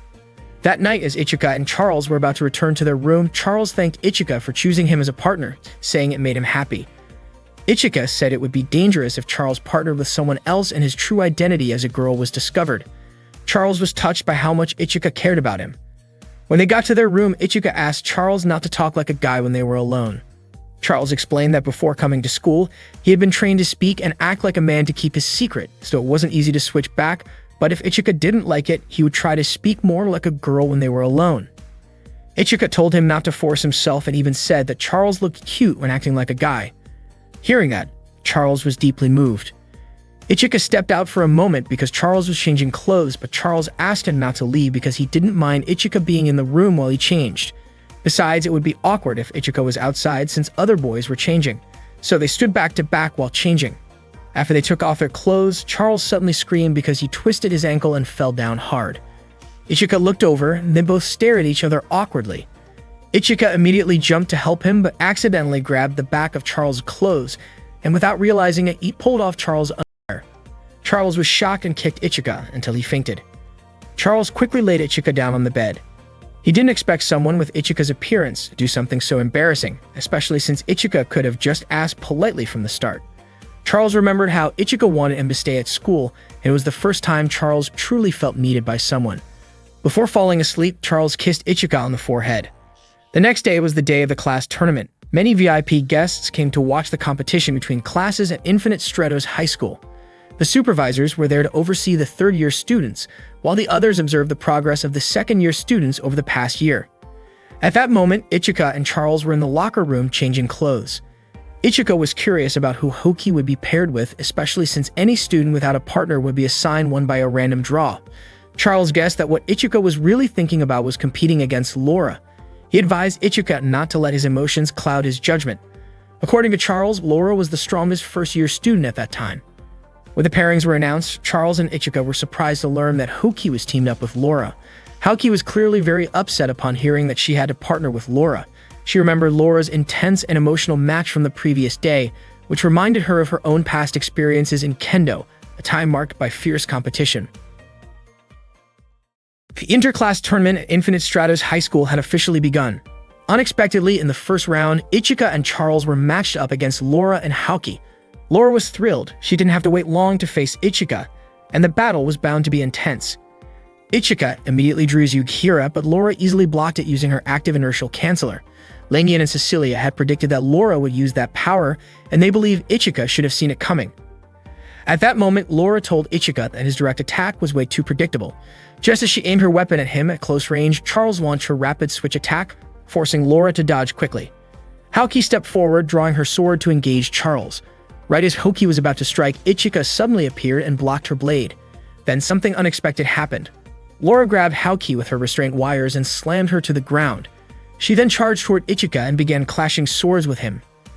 Lingyan was convinced that Laura didn't mean to help Hoki at all, and Cecilia was certain Laura simply saw Hoki as a nuisance. Laura kept attacking Ichika while her wires reached out, trying to trap Charles. At that moment, Hoki went after Charles again, swinging her sword, but Charles fired at her repeatedly, forcing her to retreat. Maya, who was monitoring the match with Chifuyu from the control room, suspected that Charles was deliberately trying to take Hoki out of the fight first. Chifuyu agreed, saying it was a smart move since Laura wasn't used to fighting multiple opponents and didn't even consider her own partner as an ally. Maya noted that the coordination between Ichika and Charles was impressive, but to Chifuyu it was just average. Hoki continued to fight Charles, attacking with her sword, but Charles quickly responded with a barrage of shots, eventually depleting Hoki's shield energy and taking her out of the battle. Charles then rushed to support Ichika in his fight against Laura. Ichika felt relieved to have her by his side. He prepared to attack with Reiryaku Bakia, while Charles continued to shoot at Laura. Of course, Laura activated her active inertial canceller to block the attacks. Ichika approached from above, but Laura dodged swiftly and extended her wire weapons to try and catch him. Ichika attempted to counter using Yukihira, but Laura claimed it was useless since her active inertial canceller could block his attack. However, her concentration broke when Charles suddenly appeared in front of her. Ichika and Charles had planned a combo attack after realizing the weakness of the active inertial canceller. It could only be maintained if the user focused on the specific target they wanted to block. Charles kept firing at Laura, forcing her to dodge continuously, while Ichika closed in and tried to land a finishing blow with Yukihira. Unfortunately, Bayakashiki's shield energy was completely drained, leaving Ichika unable to fight. Laura was delighted. It meant Ichika was no longer a threat. She drew her sword to finish him off, but Charles kept firing at her. Irritated by the constant shots, Laura turned her wire weapon toward Charles instead. Charles was knocked down, and Laura moved in to strike Ichika directly. Just as Laura was about to land a final blow on Ichika, Charles suddenly used her ignition boost attack.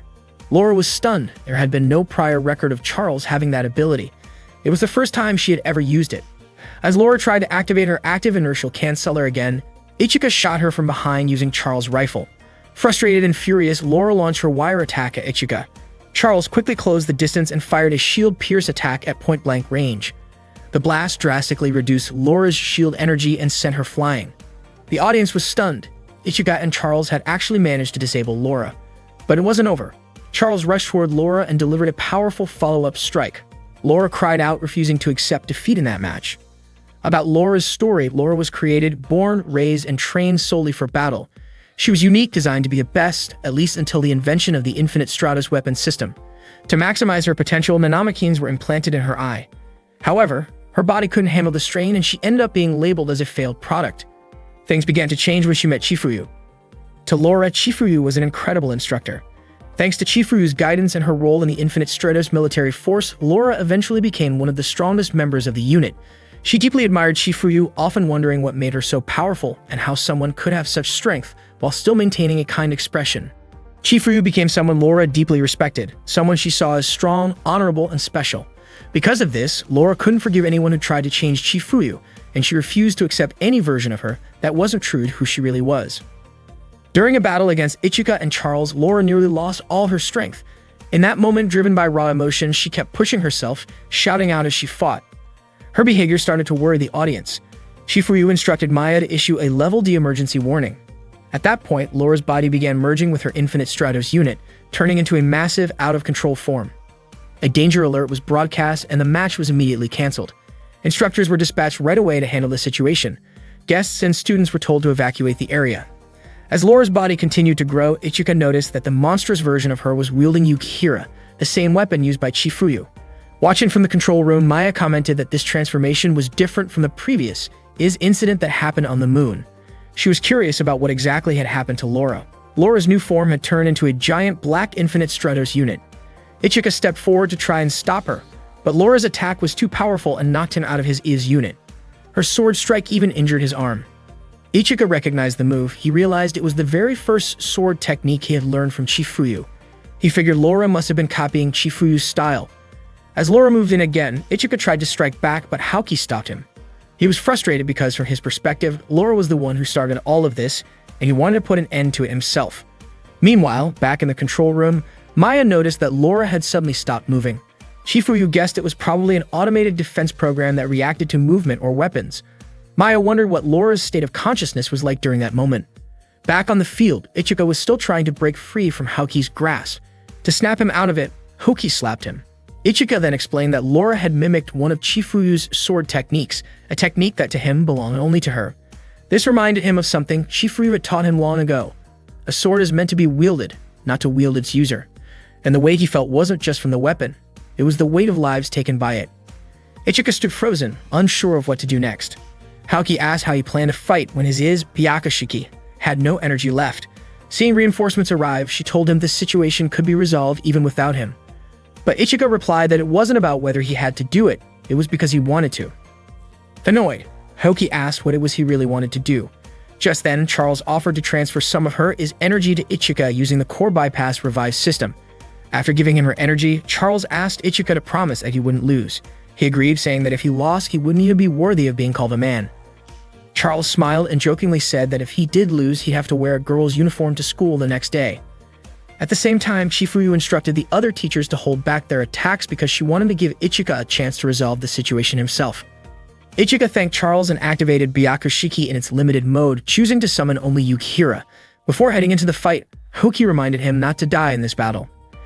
Ichika asked Haoki to trust him and just wait for him because he promised he would win.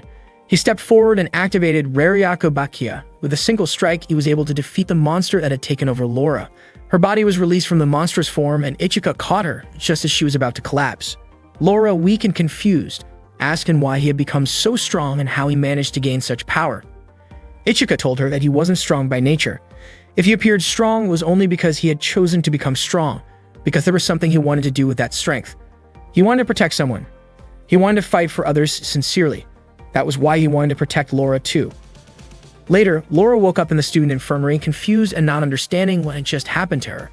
Chifuyu was sitting next to her bed and explained that there was actually a sensitive issue that needed to be kept confidential. Chifuyu told her that according to the Infinite Stratos Agreement, any use, production, or research involving the Valkyrie Trace system was strictly prohibited. However, the AIS system installed in Laura's unit had been secretly equipped with it. The system had been programmed to activate under certain mental conditions, such as extreme emotional stress, physical damage, and a strong desire to fight. Chifuyu made it clear that Laura didn't need to be anyone else. She wanted Laura to live as herself, and to never try to become another version of Chifuyu again.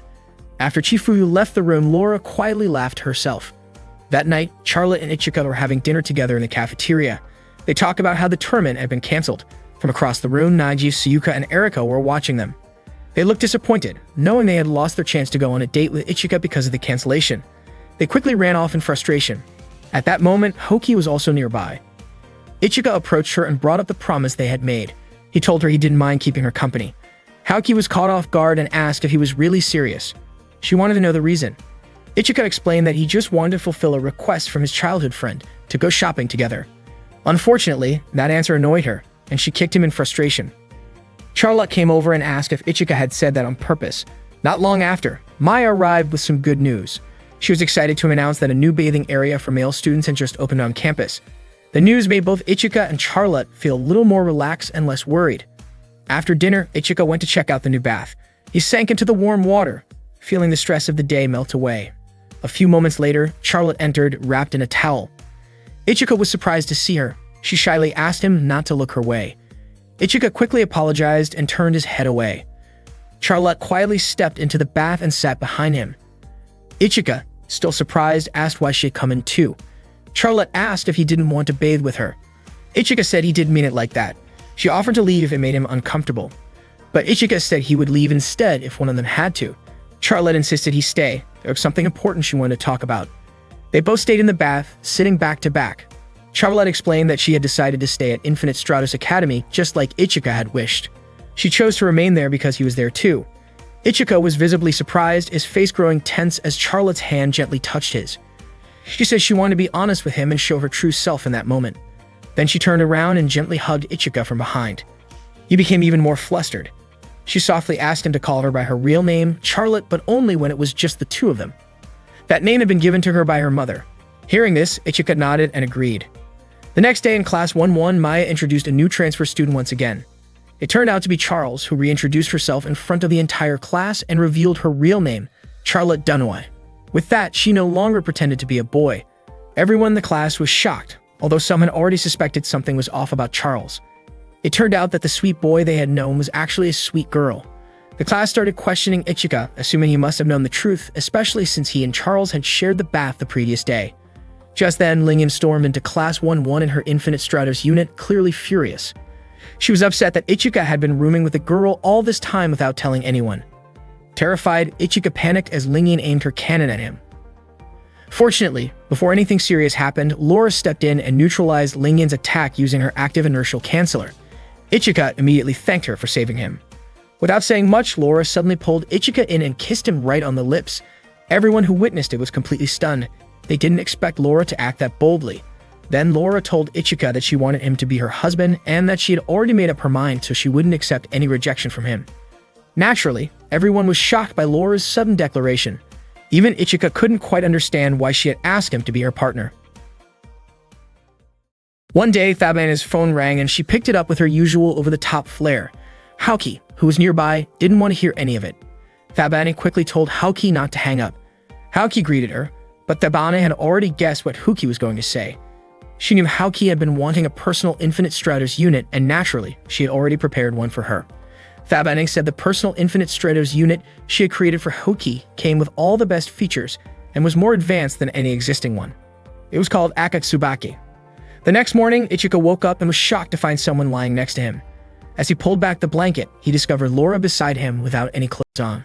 Laura woke up when she heard Ichika yell. Ichika immediately asked when she had entered his room, and he was even more surprised when the blanket slipped off her body. Ichika quickly covered his face and asked Laura to cover herself right away. Laura responded by saying that she didn't think husbands and wives should hide anything from each other. She had already considered herself his wife. Ichika was puzzled and asked what was going on with her. Laura explained that she had learned Japanese people call the ones they love wife. Ichika was confused and wondered who had told her such misleading information.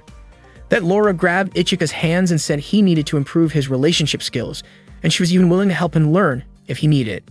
Just then, Haoki barged into Ichika's room and invited him to do morning training. She was shocked when she saw Laura there, especially since Laura still wasn't dressed. Laura accused Haoki of having no manners for walking into a couple's room like that. That comment immediately set Haoki off. Ichika tried to calm her down, insisting that it wasn't what it looked like. But Haoki, already fuming, unsheathed her kendo sword, ready to teach Ichika a lesson. Later that day, Haoki was riding a train with Charlotte. On the way, she told Charlotte that her morning had started off badly. Charlotte asked why Ichika had only invited her. Apparently, Ichika wanted to buy a swimsuit and knew that Charlotte didn't have a proper one yet, especially with an upcoming beach event. Charlotte thought that reason sounded exactly like what she had expected. At the time, Ichika still called Charlotte by her old alias, Charles, which led her to immediately correct him. She said any guy who played with a girl's heart deserved to be kicked by a horse. Ichika didn't understand why Charlotte suddenly said something so intense, but he actually agreed that guys like that did deserve it. After getting off the train, Ichika was confused by Charlotte's angry expression. Charlotte said she would forgive him if he agreed to hold hands with her. Ichika complied, saying it would be dangerous to get separated in an unfamiliar city, and asked her to hold his hand tightly. Charlotte couldn't believe how oblivious he was to her feelings. Meanwhile, Lingyan and Cecilia had been secretly following them. Lingyan was furious to see Ichika and Charlotte holding hands and activated a small part of her Infinite Stratos unit out of frustration. Unexpectedly, Laura had also been tailing Ichika. Both Lingyan and Cecilia were surprised to see her. Laura explained that she had no intention of hurting Lingyan or Cecilia. However, Cecilia remained suspicious and asked what Laura's intentions really were. Laura simply said she wanted to join Ichika and Charlotte. Lingyan commented that before facing an opponent, it was better to gather information. Cecilia agreed and said they should keep watching Ichika and Charlotte to observe how close they had really become. In the end, Laura, Cecilia, and Lingyan all decided to continue monitoring them. During their outing, Ichika asked Charlotte if she wanted to come up with a new nickname since Charlotte wasn't as special anymore now that everyone knew her real name. He suggested calling her Charl because it was shorter and easier to say. Charlotte was overjoyed to receive a personal nickname from Ichika. Her face lit up so brightly that Ichika felt sure she loved it. Her eyes sparkled at the thought that she might be someone special to Ichika. After that, the two of them continued walking around and checking out different shops. Suddenly, Ichika asked Charlotte to go ahead without him because he needed to buy something else. At the same shopping mall, Da and Ron were also out shopping together. Ron reminded her older brother to be careful not to drop their shopping bags. Dawn commented that Ron had bought way too much stuff. She explained that she was shopping for the upcoming third-year summer event, which she thought was really special. According to her, she needed swimsuits for the pool, the beach, for serious occasions, very serious occasions, and ultra-serious ones, so that everything would be perfectly prepared. Just then, Ichika showed up and greeted them. Ron let out a loud squeal when she saw Ichika suddenly standing right behind her. Don asked if Ichika was shopping too, and Ichika said yes. He then remarked on how much Don had in his hands. Ichika asked if it was all swimwear. Don explained that his little sister had gotten a bit too excited and picked out a bunch of swimsuits to show Ichika. Feeling embarrassed, Ran quickly gave her brother a light kick. Then she turned to Ichika and asked if he was also shopping for a swimsuit. Ichika told her that his school was going to have a beach event soon. Ron mumbled that if she had known Ichika would be there, she would have asked him to help pick a swimsuit for her. Ryan then mentioned that next year she would be a first year at Ichika's school. She said that Infinite Stratos was her top choice, and she couldn't wait to meet Ichika there. Ichika encouraged her, wishing her the best. As Ron turned around to look for her brother, Charlotte quickly pulled Ichika away and took him elsewhere. Ron was surprised to see Ichika vanish so suddenly. At that moment, Charlotte had taken Ichika to a fitting room in the swimwear store. Ichika asked why she was dragging him there.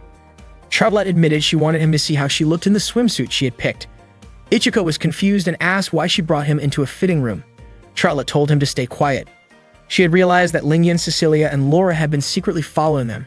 Meanwhile, the three of them were wandering around, clearly lost and unsure of where Ichika had gone. Cecilia suspected that Ichika and Charlotte might have noticed they were being tailed. Laura, meanwhile, was realizing just how many kinds of swimsuits there were. She overheard some customers talking, saying that if someone bought a plain swimsuit, their boyfriend might not like it. According to them, even if everything else was perfect, wearing a boring swimsuit could be a big mistake.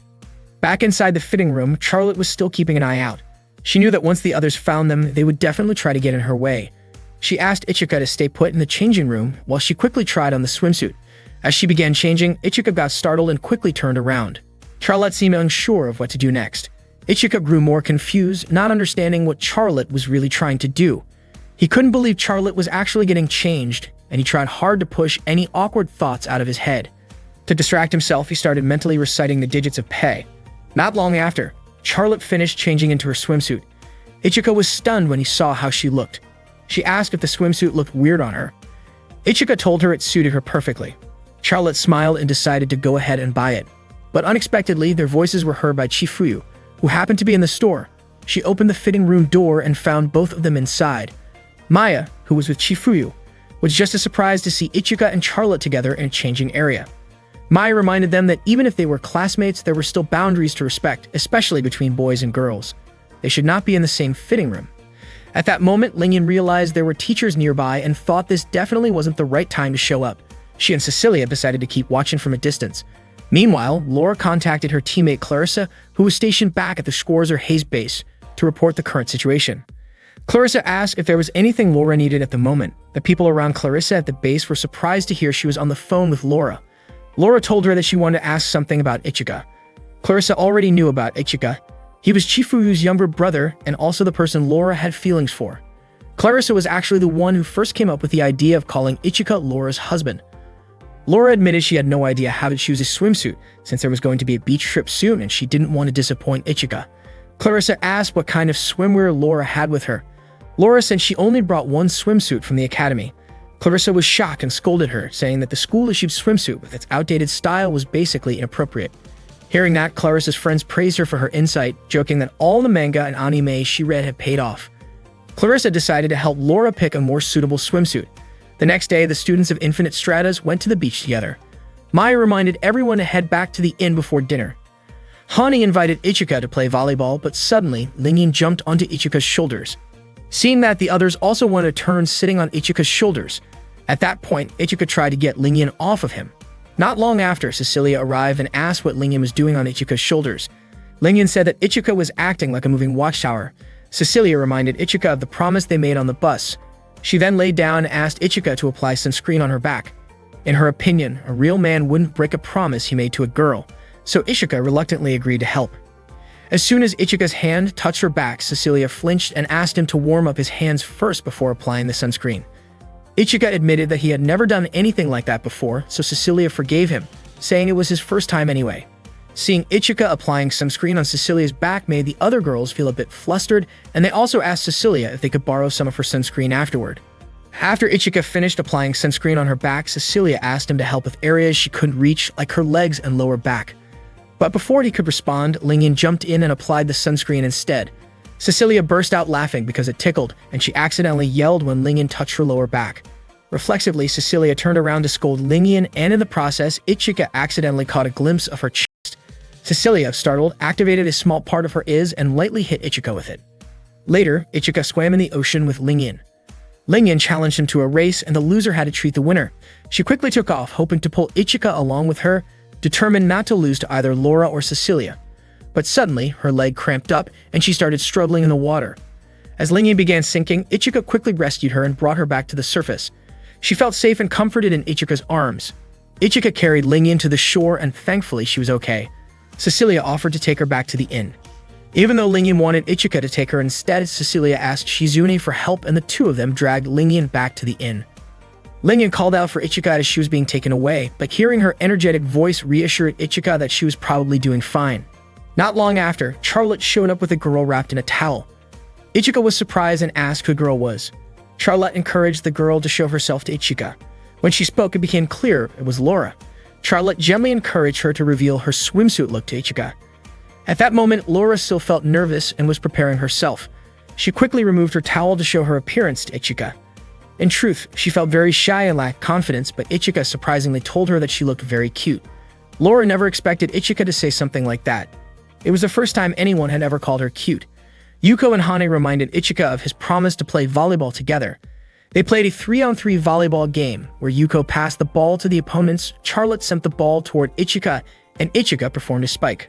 Luckily, Hane was able to hit the ball back, and then Eriko spiked it toward Laura. However, at that moment, Laura wasn't focused because she was still thinking about what Ichika had said to her. Laura ended up falling after the ball hit her face. Charlotte and Ichika rushed her side to check if she was okay. It turned out that Laura was still blushing because of Ichika's earlier compliment. Her cheeks turned red when Ichika called her name, and she ran to the beach, unable to face him. Ichika was confused and asked Charlotte what was going on with Laura and if they should go after her. Charlotte suggested they let Laura be. Not long after, Maya arrived because she was interested in the beach volleyball game. At that moment, Chifuyu showed up, stunning everyone with her appearance in a swimsuit.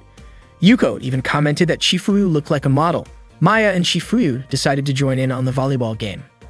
Noticing that Ichika had been staring at Chifuyu for a while, Charlotte asked if Chifuyu was Ichika's ideal type. Ichika quickly denied it. According to Charlotte, Ichika's reaction was quite different compared to when he saw his other friends in swimsuits. Charlotte seemed a little insecure, especially now that Chifuyu had joined the match. Ichika told everyone to be careful because Chifuyu was very strong. They continued to play volleyball together, while Cecilia was still chasing Lingyan, who had run away from the inn. By accident, Lingyan bumped into Chifuyu, which shocked her. Meanwhile, Charlotte was calming Laura, who was still blushing from seeing Ichika. The students enjoyed their time on the beach, having fun and spending time together. In the afternoon, Chifuyu found Haoki alone arranging the beach. Chifuyu asked if there was something bothering Haoki as she had been lost in thought. She wondered if it had something to do with Thabane. Chifuyu mentioned that she had called Thabane the day before, and it turned out that Thabane had nothing to do with Laura's VT system. Chifuyu speculated that Thabane would appear tomorrow on July 7th. Haoki was eagerly anticipating the appearance of the Infinite Stratos created specifically for her, known as Akitsubaki.